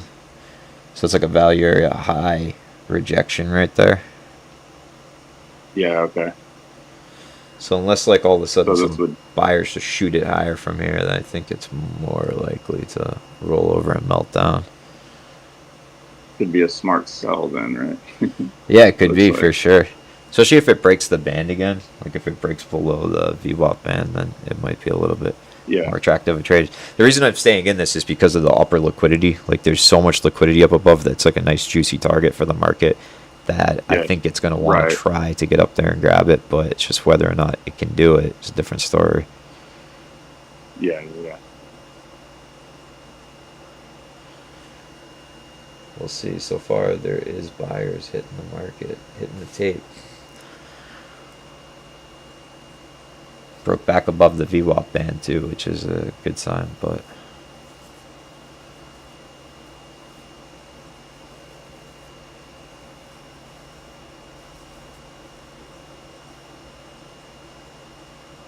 Let's see. it's getting there. Not bad, yeah. Come on, baby girl, pump. I think you stayed in. Yeah, watch. This is the point that it rejected from last time, though. So we'll see if it gets the oomph to get up there. It might honestly just clear the microstructure right here and then reject all over again. Yeah. I'm gonna watch order flow real quick and see what we get. Yeah, buyers are trying to lift it, but it's not really getting traction higher very easily. So there's definitely some big resistance right here. I might be looking to close this position. Yeah, at this point, no. It's tough, man, because it's like they're trying to take it past that point. So I have a pretty good feeling that it will play out and take the high. But it's like, do you take the risk on that? Let's see. There's some lower liquidity below us. Not going to win. Oh, here we go. Squeeze up. Yeah. There we go. TP hit. Got it. Okay. Jesus, that took forever, man. That was a slow move. I made $30 on that or something. $25. Yeah. That was the longest $25 ever. But yeah. So this is important. Like this microstructure right here. So like these swing points, they get hit all the time. Like this one right here would have been an example.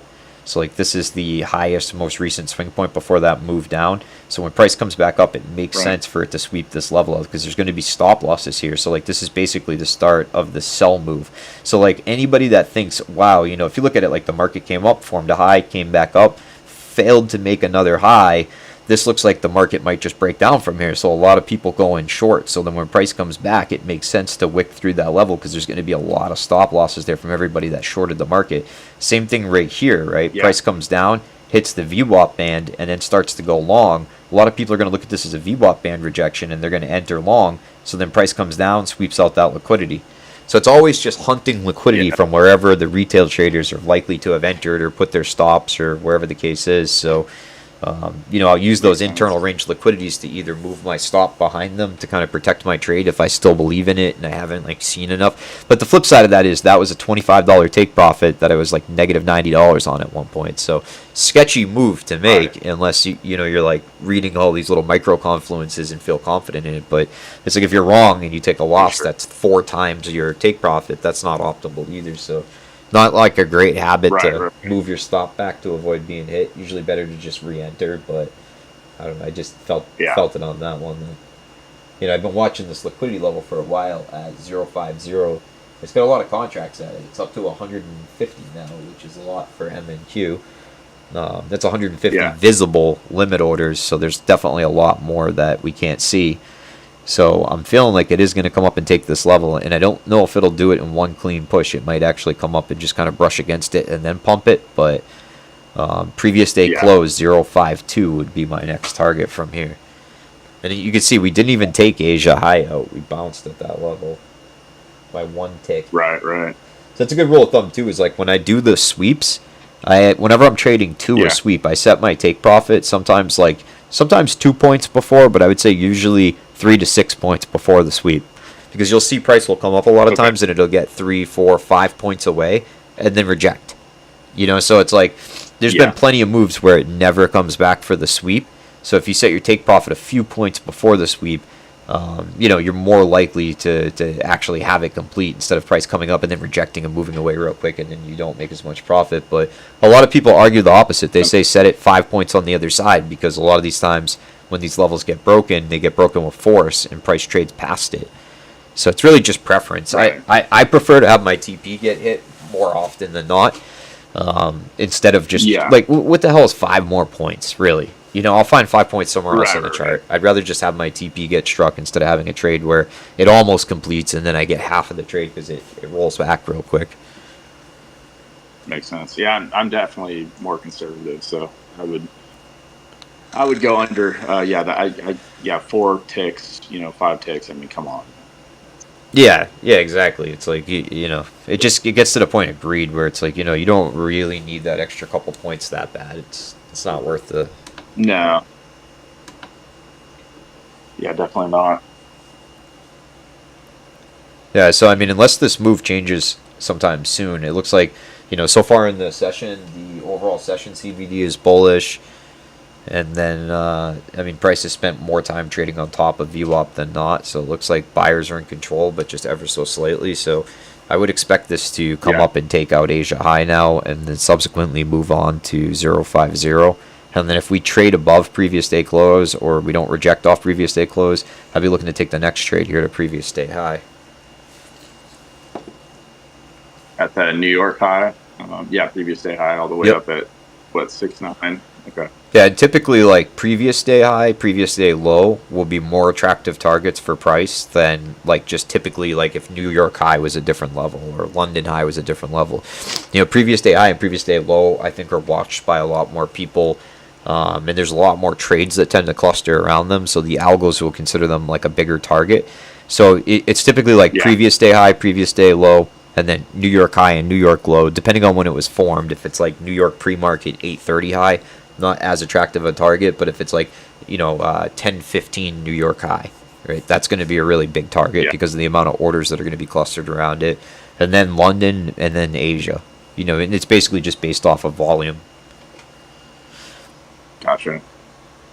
So we still didn't take like this it's got 050. There we go. I took it right now.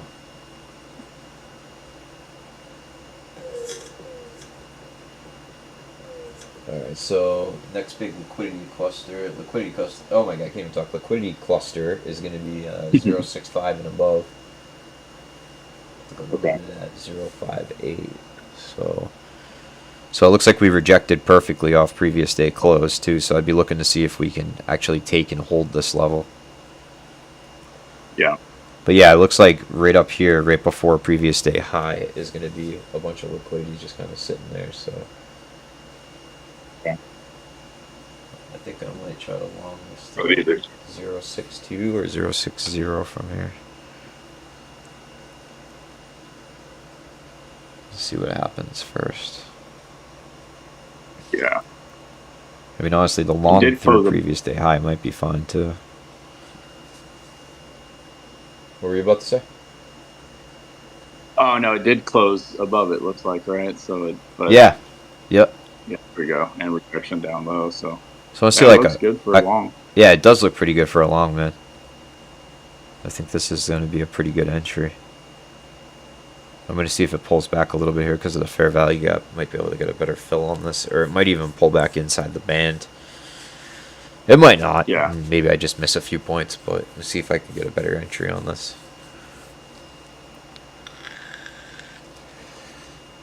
Let's see what happens.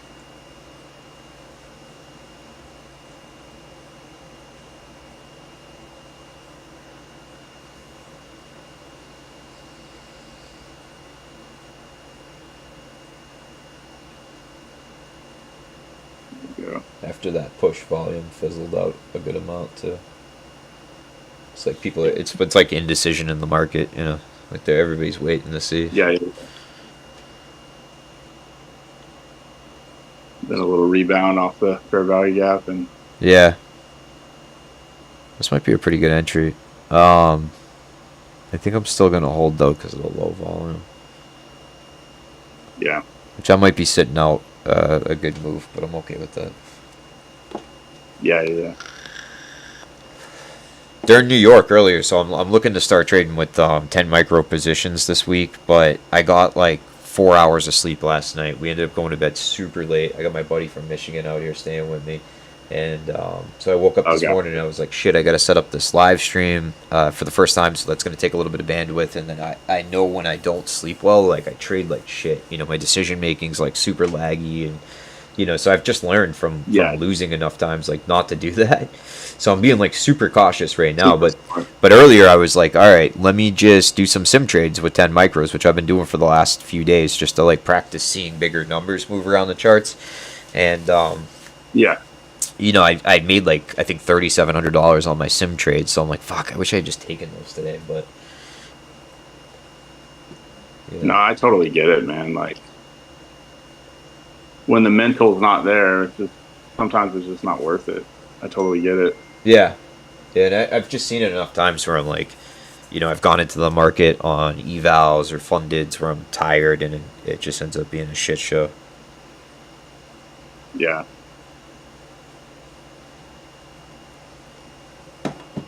Which is like a important step, man. I never used to recognize stuff like that. Like I'd be like, oh, I'm fine.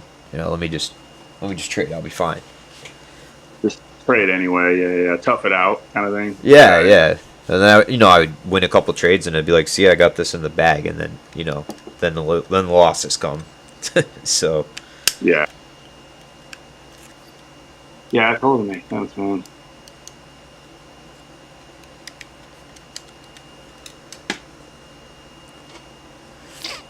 It's looking better and better honestly, for this long. Yeah, it is. Like I'm in a trade right now, but I'll probably take this, but I'm limiting myself as well. I didn't sleep very well. I never really sleep very well before my Monday going back to work, so I'm always like a little burned out. So and I know myself too, man. Like if I'm tired, if I'm not like fully, on top of it, then it's just not worth it. Dude, you want to go upstairs and grab some of that stuff for us? Sure. What do you want? Just whatever. Grab some of those cake pops and then whatever those bread things are. Or I don't know, just grab a little bit of everything. Screw it. Okay. Whatever looks good. I'm staying in an Airbnb right now. Me and my buddy are renting this place, and one of the guys that lives here, like upstairs in one of the other places, like on a different floor, he works at Starbucks, and he keeps bringing home like all this Starbucks stuff. Like yesterday, they sent us a picture in this like group text, and it was piles of Starbucks sandwiches. I'm like, what? He's just like, yeah, you guys can have all this for free. Starbucks was gonna throw it out, and it's like basically like a day old, but those prepackaged sandwiches they sell. So we just got, I probably ate about 15 Starbucks breakfast sandwiches over the last 24 hours because we had so many of them. But he just sent this picture, and it's all the Starbucks desserts, dude, like the lemon cakes and cake pops. I'm like, dude, you got to go grab that. Yeah, that's awesome. Yeah, like free. Dude, yep. I would hang on to it, though. Tight stop, so it's not... Oh, did it hit your stop? Yeah. Oh, man. Yeah. So... with this, like, it's tough because you have to end up doing these wicked wide stops. Oh, cool. Let me grab a cake pop and then maybe throw it on a plate or something. Yeah, I don't know. I'll check that thing out though. Yeah, with these, right? So it's tough because it's like where do you put your stop? I'd probably have my stop all the way down here at the bottom of this because I'd be expecting see how it came down to value area high and then it rejected. So that's a good rejection point for this swing failure pattern. It might break down lower, but I'd be looking like, all right, it could pull back all the way to here and still continue this move up. It could pull all the way back to the VWAP band and still continue the move up. Yeah, I had it just underneath that bullish candle. Just to the left of it, like the biggest bullish candle. Thought it was far enough back, but yeah, it just kind of barely whipped in.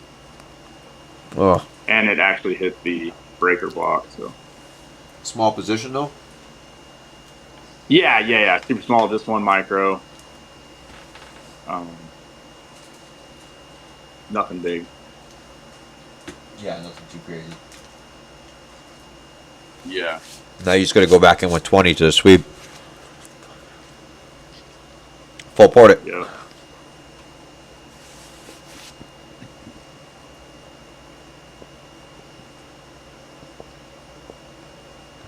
So I'm looking at,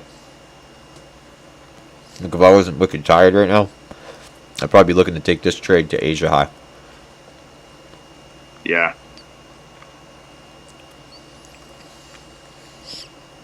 This has been moving unusually slow. If we hop on another day this week, or it's a little bit more active, you'll see me take 20 trades during Asia session. I'm basically trading between all these levels. So, I trade between value area high, previous day close, back to value area high. Right when this swing failure pattern formed, I would have taken 20 points on the swing failure pattern. As I know, all right, swing failure pattern at previous day close, outside of the VWAP bands, immediately after a liquidity sweep, we're definitely going to get a move off of that. Yeah. Not going to be huge, but let me see how many points this was. So probably would have got in somewhere down here because you're not going to get it right as it happens. But yeah, so this came out to be 15 points or so. So I'll do a lot of micro scalps like that where I'm 10 points, 15 points, 10 points, 15 points, But cumulatively in the Asia session, I'll do those and I'll pick up 120 points in 10 moves. So, Yeah. a lot of people so the kid Jovan that's in the Discord with us, he's he's one of my friends in real life and met him through Solar. Yeah, you guys work together, right? Yeah. Yeah. Or you two work together, I guess? Yeah. Yep. Yeah, and it's he's used to taking these bigger moves, so he'll kind of break my balls about it. He's like, "Oh, you're taking these little tiny trades, and it's yeah, but you're searching for a 140 point move. Meanwhile, I picked up 120 points during the same session, so it's they add up, man. Yeah, they definitely do. Is he the 10 a.m. Power 3 kind of move? Is that more or less what he's searching for? Yeah. That 10 a.m. reversal type more or less thing. Yeah. He does a combination of stuff. So he's looking at he's looking mostly Fibonacci levels. So like, Okay. I don't want to like discredit the Fibonacci, but you know, like one of the things I've always been really adamant about is like every single thing that I put on my chart or every single strategy that I use, it has to have an underlying explanation and order flow. Like if you know, if I can't look up why it works or like why, because if you think about it, like what's moving price right now, right? There's a bunch of buyers and sellers all with their own agendas, their own goals, right? They don't care about each other. If anything, they want to screw each other over. And they're all coming together to like make different decisions, and that's moving price. So like each one of these candles represents somebody's own mission to make money. So it's like the you know, the market is an auction. This is why like I really like auction market theory as a framework, because I don't know why like viewing it in any other way would make any sense. But to me, it's like, all right, we're in an auction. Everybody's got their own agenda. The market's moving as a whole because, you know, many people will have kind of like the same goal at the same time. But when you think about it, it's like retail traders are less than 5% of the volume in the market. It's either 95% is algorithms. It's giant institutional algorithms or high frequency trading algorithms. So the algorithms, they're looking at completely different stuff than we are. And the only times they're looking at the same stuff as us is when they're anticipating what would a retail trader be doing right now? Where would they put their stop loss so that way I can get that liquidity?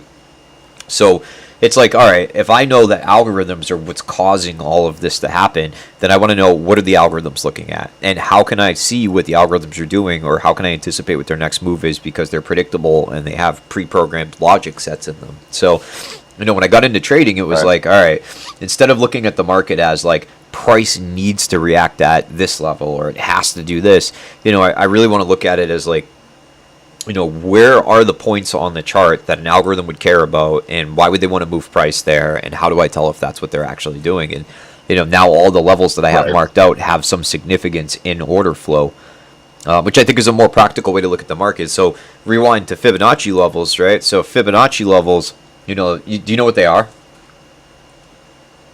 Yeah, isn't it? Well, more or less. I guess layman's like, isn't it like the like your face is like, it's like a perfect like yeah.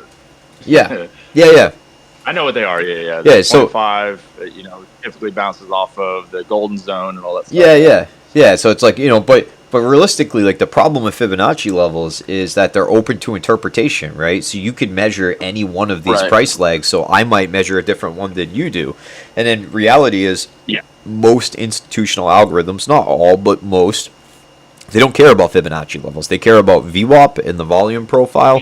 And that makes a lot of sense, because they're looking to see, is price in fair value or is it outside of fair value? Because they don't want to buy price at a premium or sell at a deep discount, right? They want to know, is it in value or is it not? And then they use VWAP as their execution benchmark. The further, like if price is far above VWAP, then they don't want to buy. Like that's a bad fill for them, you know. And if it's far below VWAP, they don't want to sell because they're selling at a discount. That's a bad fill for them too. So, you know, it's like ultimately, when you map out Fibonacci levels, there's no reason why price would get to that level and specifically react, other than, you know, maybe a whole bunch of retail traders are looking at that same level and all making a trading decision, and then cumulatively that affects price and causes it to move. But I just think that like retail traders have a very small share of the market. They're not really what's controlling price. So that just seems too shaky to me. Now, on the flip side of that is, though, him and Josh, Printer85, they do measure Fibonacci, and a lot of times those levels do seem to cause a reaction. But like, if you know, I don't know if you can see my screen still, but like if I measure out a Fibonacci level here, right? Look how many different levels there are. So imagine if I did this off of every price leg. Eventually, some of them are going to start lining up with shit. So it's like,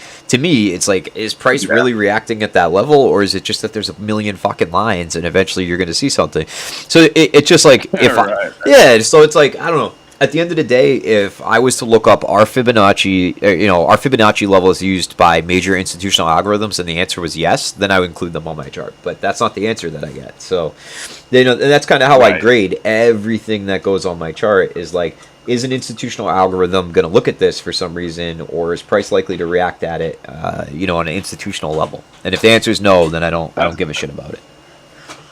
That's fair. I mean, that's definitely fair. Because it's like you're trying to trade with them, you know? Yeah.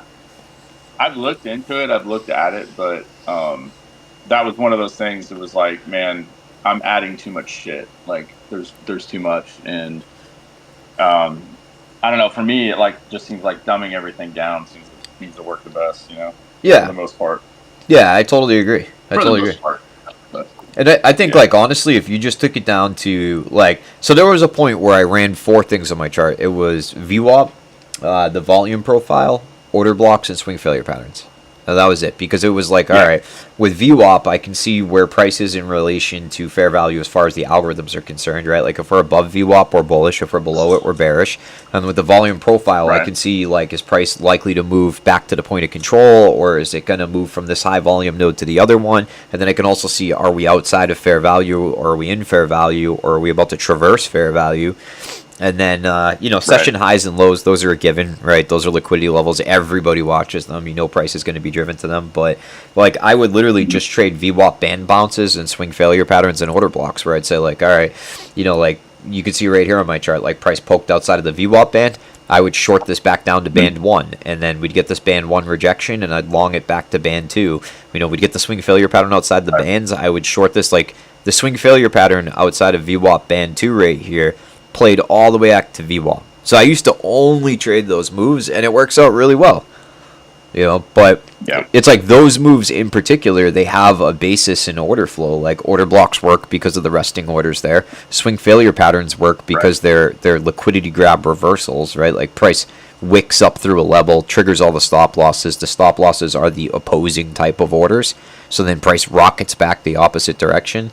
So it's I don't know. That's why I really like the auction market theory, because it's basically saying institutions are controlling the market. They're only looking at a few criteria to make their decisions. So let's try to follow along with what they're doing.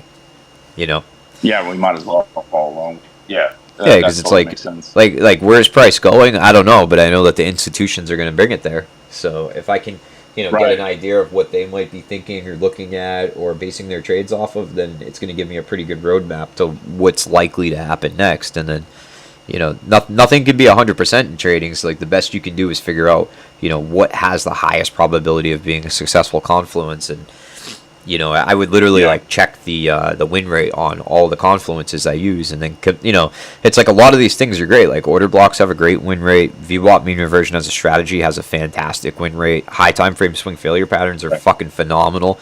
But when you can combine them together into a cohesive framework, that's where they really become all right, now I'm seeing 2, 3, 4 things this price move up. I would see this as we traded outside VWAP band 2 in a balanced market, so there's max mean reversion potential.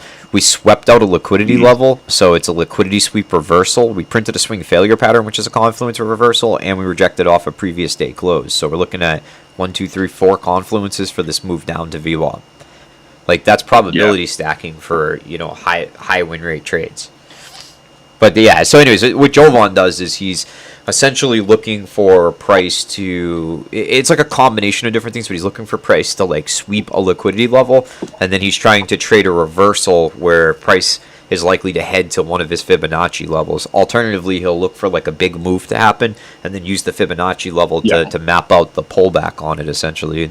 That can work to an extent. If you get a big move and you map it out, and a lot of times price will pull back to the 0.5 level or whatever, but just not it for me. Doesn't scratch that part of my brain that makes me feel good about trading. Yeah, I totally get it. Yeah, I've seen people use Fibonacci on the wick too. I don't know if it's an extreme wick or what, and then get a pullback on the 50% of the wick. The guy Humble Trader, I think, was doing that on Trading Nut podcast, but that was interesting. But that he only trades, that's all 10 a.m. Power 3 AMD model type thing. Yeah, ICT shit.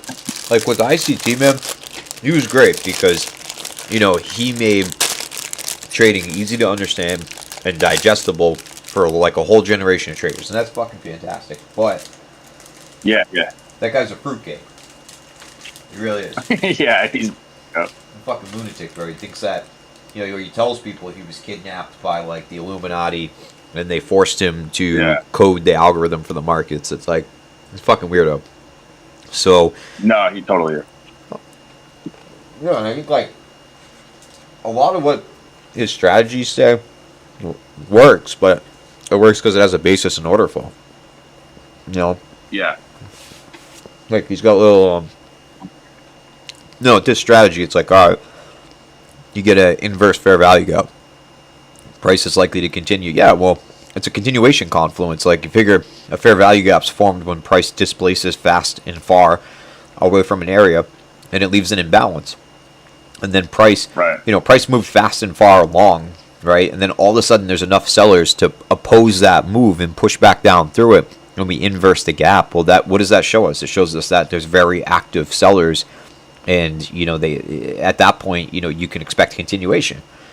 So it's like if we had strong enough buyers to form a fair value gap and then strong enough sellers to inverse it, then that's pretty strong selling.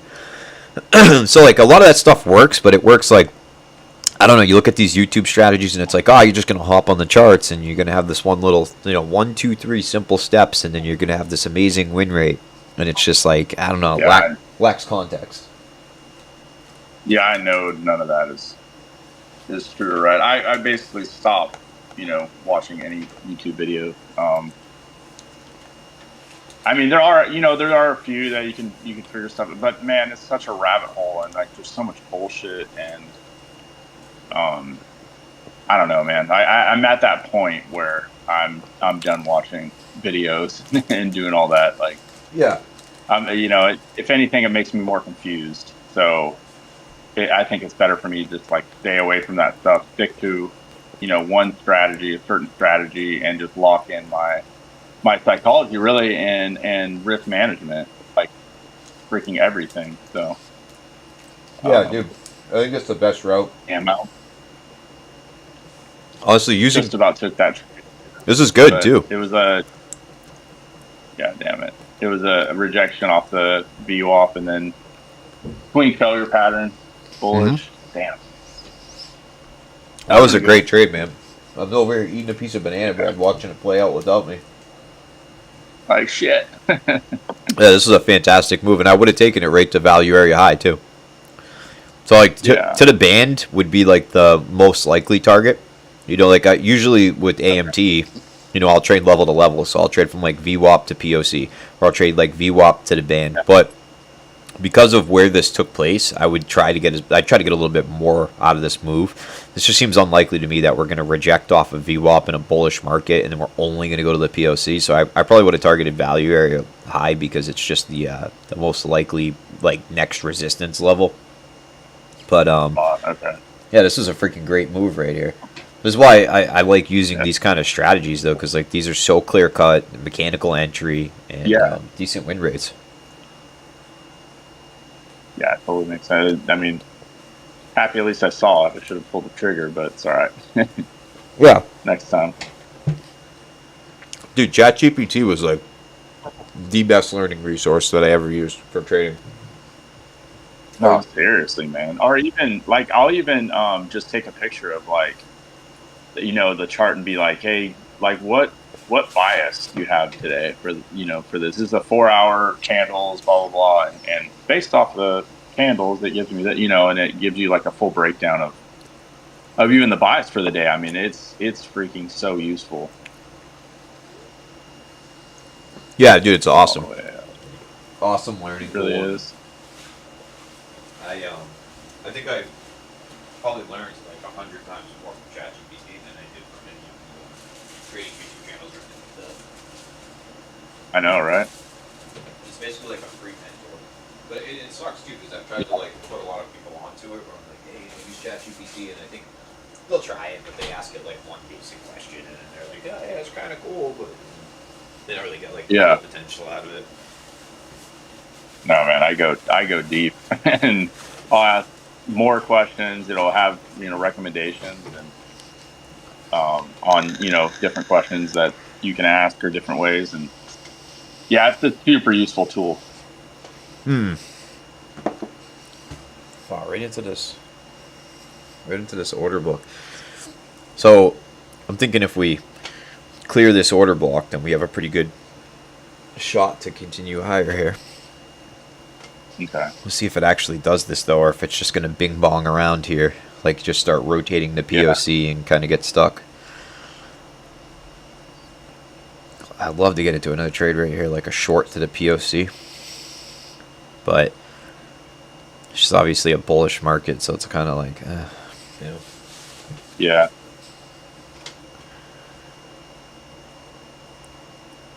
But and then it goes. Yeah, seriously. So like this was predictable right here, like coming down to sweep the internal range liquidity. So like this wick right here, you see this a lot of times with the swing failure patterns. Like I was saying, it'll come out and take out the whatever that level is that kind of makes up the bottom of the swing failure pattern. But looking pretty bullish. We'll see if it gets right through this order block or not.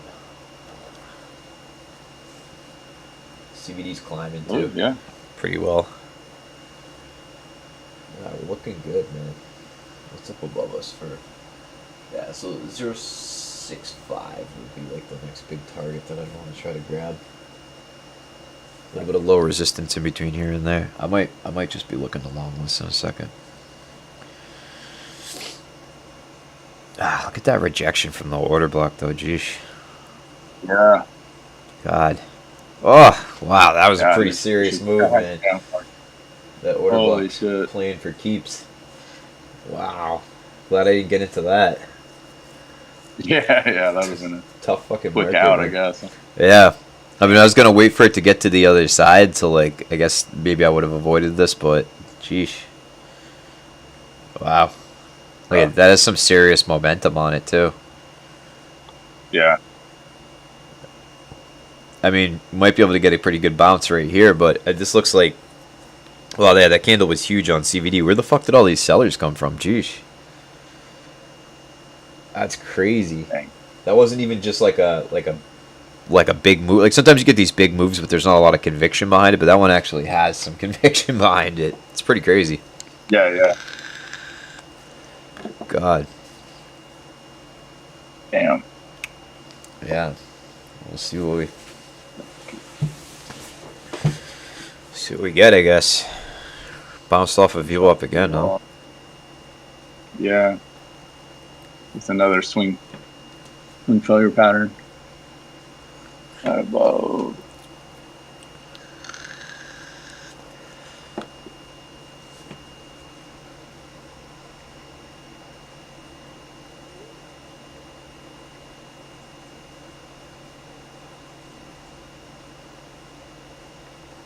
Looking for it to maybe push down and touch that order block. Bounce off like 50% and rocket higher, possibly. Or... Wait, hold on. Let me get the Fibonacci. No, I'm just kidding. Find out what's going on here. Get to the bottom of this.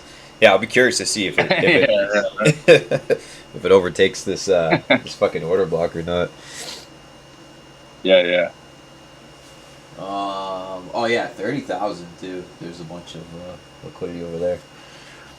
Forgot about that. These so like the even psychological numbers, so like anything that ends in 50 or any of the hundreds or the straight thousands, so you know like 900, 950, 1,000. Well, not 1,000 because that'd be the next thing, but like 30,000, 29,000. There's usually a lot of liquidity sitting at those levels. They call them psychological levels, where people just pocket their orders at even numbers like that. So, and I honestly thought that was like a big crock of shit until I started using Bookmap and I could actually see the levels sitting there, and I'm like, man, people really do this, as stupid as it is. But so like 30,000 has a nice little pocket at it, and then 30,100 on the top side has a pretty good pocket at it. So those are good liquidity targets. Like if you see price get close to them, a lot of times it'll try to make the sweep and grab the resting orders that are there. So it looks like price wants to trade down there. It's just this order block.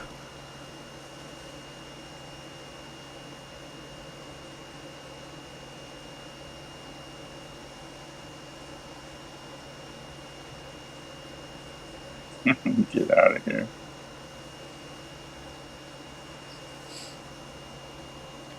My daughter's cat's on my lap right now, so it's a little difficult to get anything done. That's funny, man. I'll be streaming it and or trading or whatever, and the cat will come over and walk across the keyboard. And try to hang out. Yeah, mine does too. My daughter's cat is like 9, 10 pounds. She's tiny. She's maybe 8 pounds or something like that, 7 pounds. But my cat is 18 pounds. Oh my god. He's a big old boy. So yeah, he walks across the keyboard. It changes everything. Yeah, seriously. That's Yeah. funny, man. Stomped his way through it. Yeah. Yeah, dude, my cat does this thing where like he headbutts you if he wants to get pet. I don't know why he started doing Oh, this, yeah. but you know, he'll come up like right next to my head while I'm trading and just poof, ram me with his head. And I'm like, oh hey. It's awesome. Yeah, dude, he's such a cool cat though. You know, I've had a few cats over the years, but this one's definitely my favorite. Yeah, I've always, Oh shit. well, people like dog people are like, well, just get a dog. But I've always liked dog cats, you know, like cats that like kind of have dog features. Oh shit, this thing is Yeah, popping up jeez. for Ah, sure. my Oh, God, I shit. couldn't catch it in time. I was watching it on order flow. I was literally trying to adjust the bracket order, and it just started taking off from here. I don't know what's going on here, but there's Dang. like pretty aggressive buying and selling going up and down in this. Oh my God, yeah, it's pumping Holy right up shit. for that liquidity level, man. I feel like as soon as I Yeah. enter this, it's gonna fucking smoke me. But I'm gonna try to target 6.5. Stop MNQ. Oh my God, I'm gonna. Stop MNQ buyers. It might have just grabbed what it needed from this order block, though, so we're going to give it a minute. Because, like, now you have a swing failure pattern in an order block at band 2. Now, yeah, it's just going to try to go right Yeah. for it. Ah, God, I don't know if I trust this move, though. This is so fucking weird, but we're going to enter it. Super late entry, but buyers are really trying to pump it up here. It's gonna pull back in, though. I feel pretty strongly about that. So it just Yeah. wouldn't make sense for it to continue straight shot from here. Yeah. I'm hoping it just comes up and slams my TP so we can get done with this, and I'm not going to sit through this for another 20 minutes. 20 minutes. Yeah.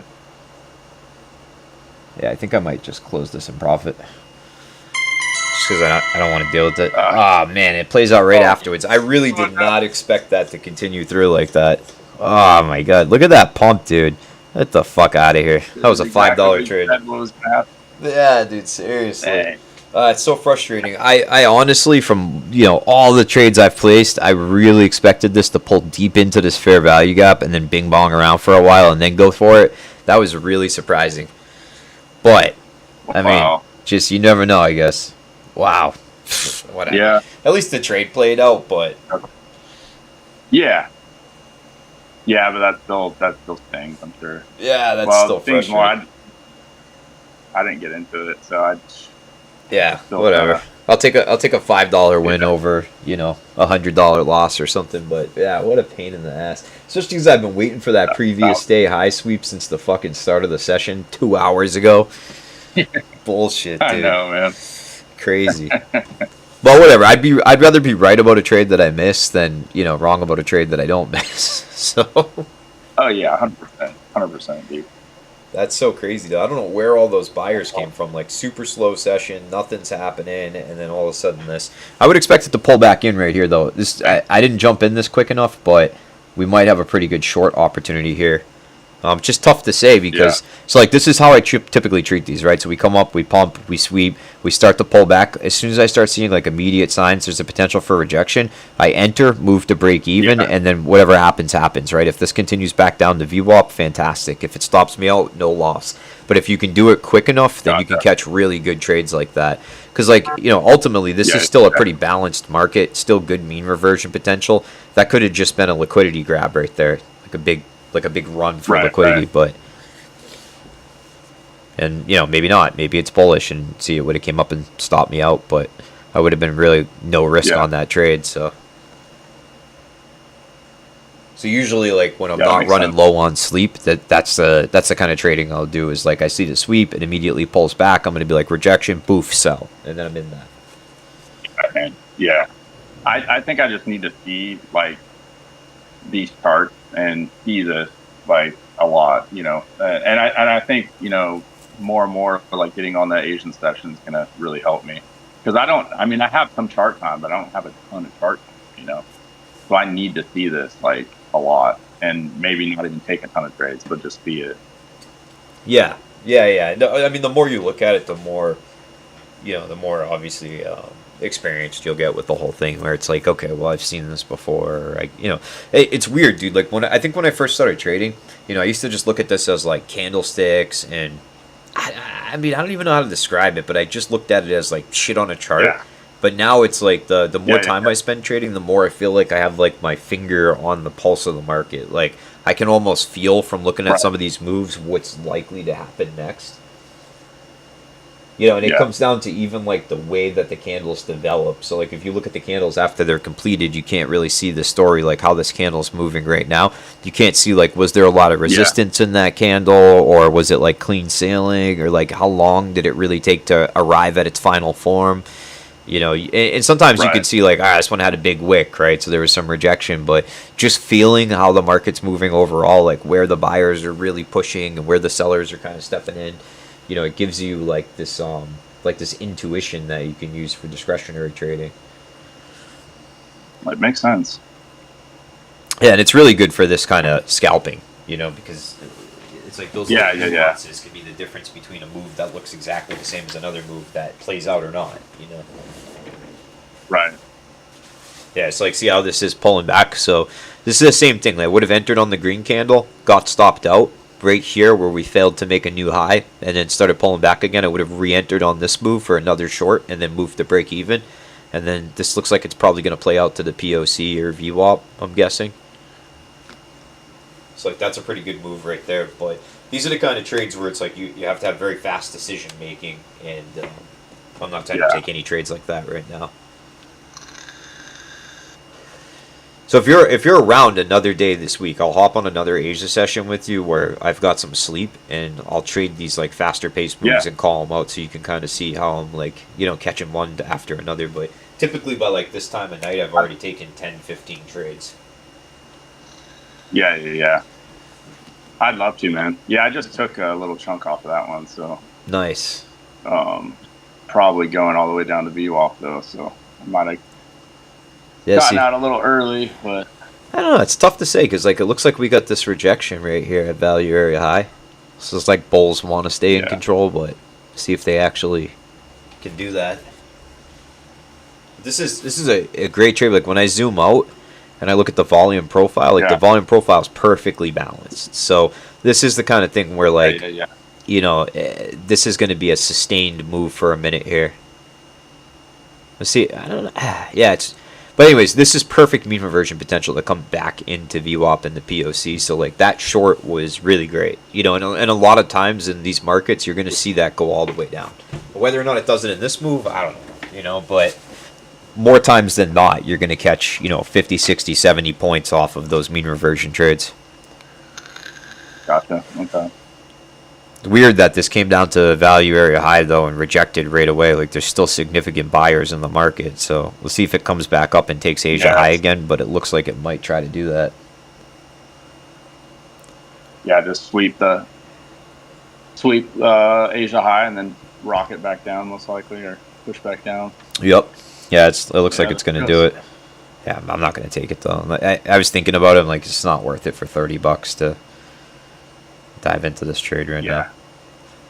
Let me look at Bookmap. What's above us that we're like trying to get to here? I mean, there is some liquidity pockets above us, but okay. So 30,100. There's 195 contracts sitting at it. So I'm guessing that's where it's trying to head to. Right now we're at 30,080. Just took a bunch of liquidity right here, so we'll see if it pulls back a little bit or if it just continues up. But 30,100 is that?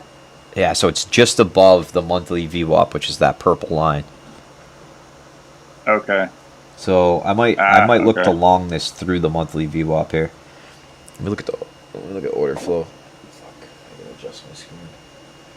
Get a little pullback here because we just took a major liquidity low. So that's like one of the things I'm watching on Bookmap is I want to see us sweep out a liquidity pocket, and then what that's going to do is those are resting sell orders. They're limit sells from another person. So you know, it's like those limit sells have now entered the market, so I'm going to expect price to pull back because buyers stopped pressing. They got to their liquidity target, and then we triggered a bunch of sell orders. So as the sells hit the DOM, then all of a sudden the momentum algos are going to be like, oh, a flood of sells. Let's jump in and a sell, and they'll start to backtrack price.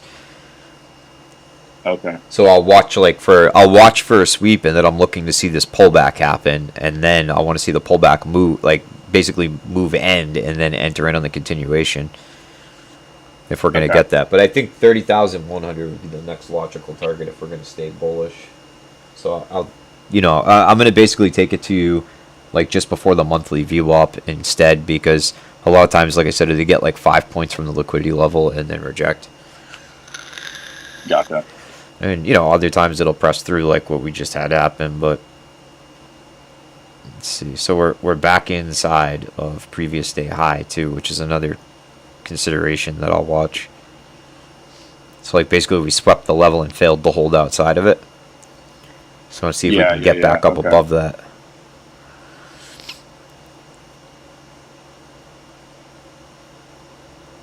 Oh yeah, the previous high is 69. So. Let's see.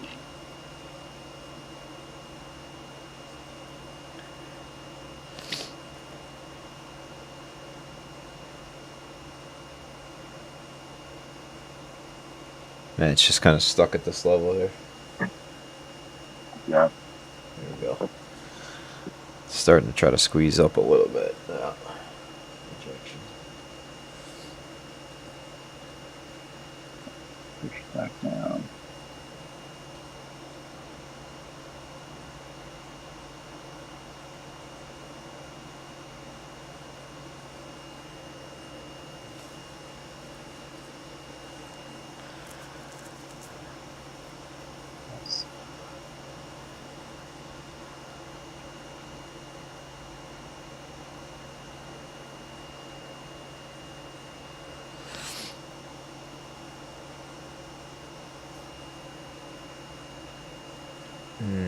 Yeah. Weird. Not gonna do it, huh? Yeah, I don't know. It's like I'm looking at buyers trying. They're not really getting it. This is like a consolidation at the highs, which is good for continuation. I'm going to take it. Looks like buyers are going to at least try. Yeah. Let's see if they can get it up there.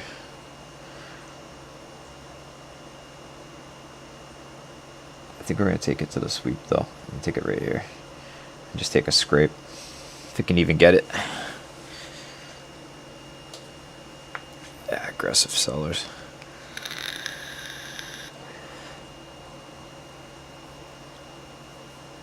Super aggressive sellers. Yeah, just smashing it right down. I'm going to expect like another pump here, though. Up. Because it looks like buyers keep defending this level, so I think it'll just come up and take it, like probably in one faster move.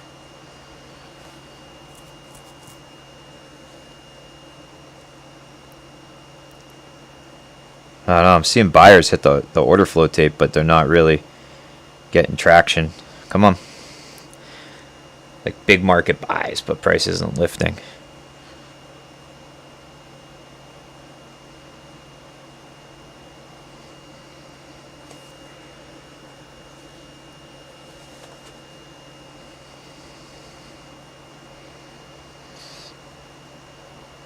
It'll push. I think I'm gonna close this in a sec. Come on. Yeah, we're gonna take it. Oh, right at the TP. It took the TP before the order closed. That was pretty good. Alright. So I'm up $80 on the session. Gonna look to relong this. We're gonna drop down to 1 micro though, because this is so late in the move. You just took it? Yeah, I took it too. Took a little. Let's see. I don't know how many points that was. This is going to be 9.3. I'm going to try to go long here. 1 micro size down, so if the move doesn't make it, I'm still working in the profit margins from what I've already got. So this is starting to pull back a little bit now. Which makes sense. We get the swing failure pattern outside the bands. Oh, this is probably going to come down for the micro liquidity in between. Move this back a little bit.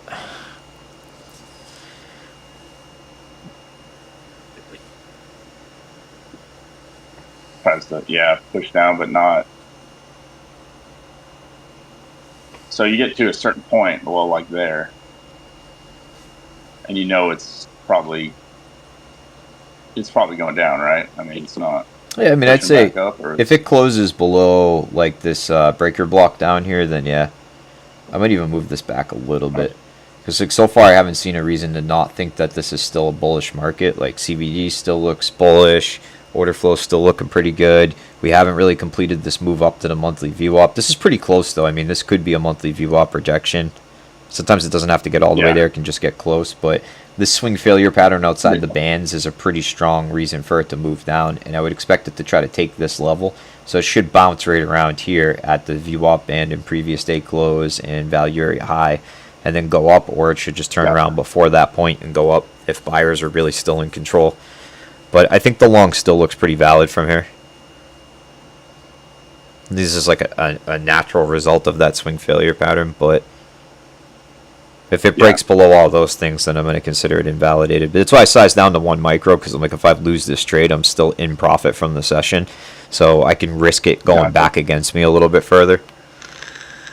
Right. Whereas this is like the first trade, then I wouldn't sit on it through all this shit.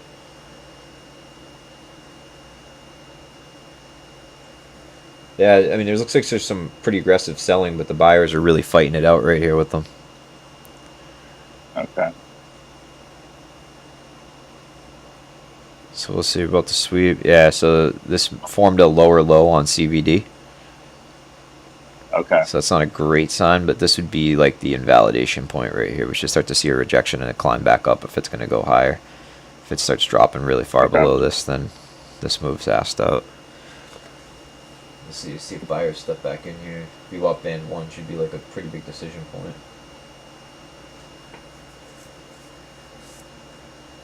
Ah, yeah. This looks like yeah, they're down to VWAP, huh? Yeah. Alright. We're gonna close this out.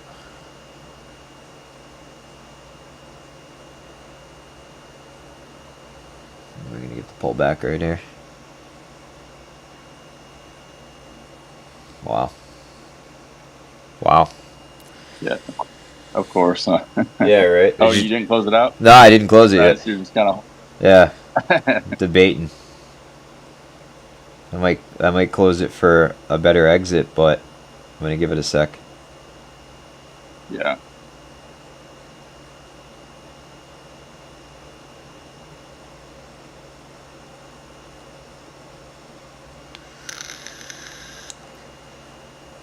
I'll close it. Yeah, so I'm up $8.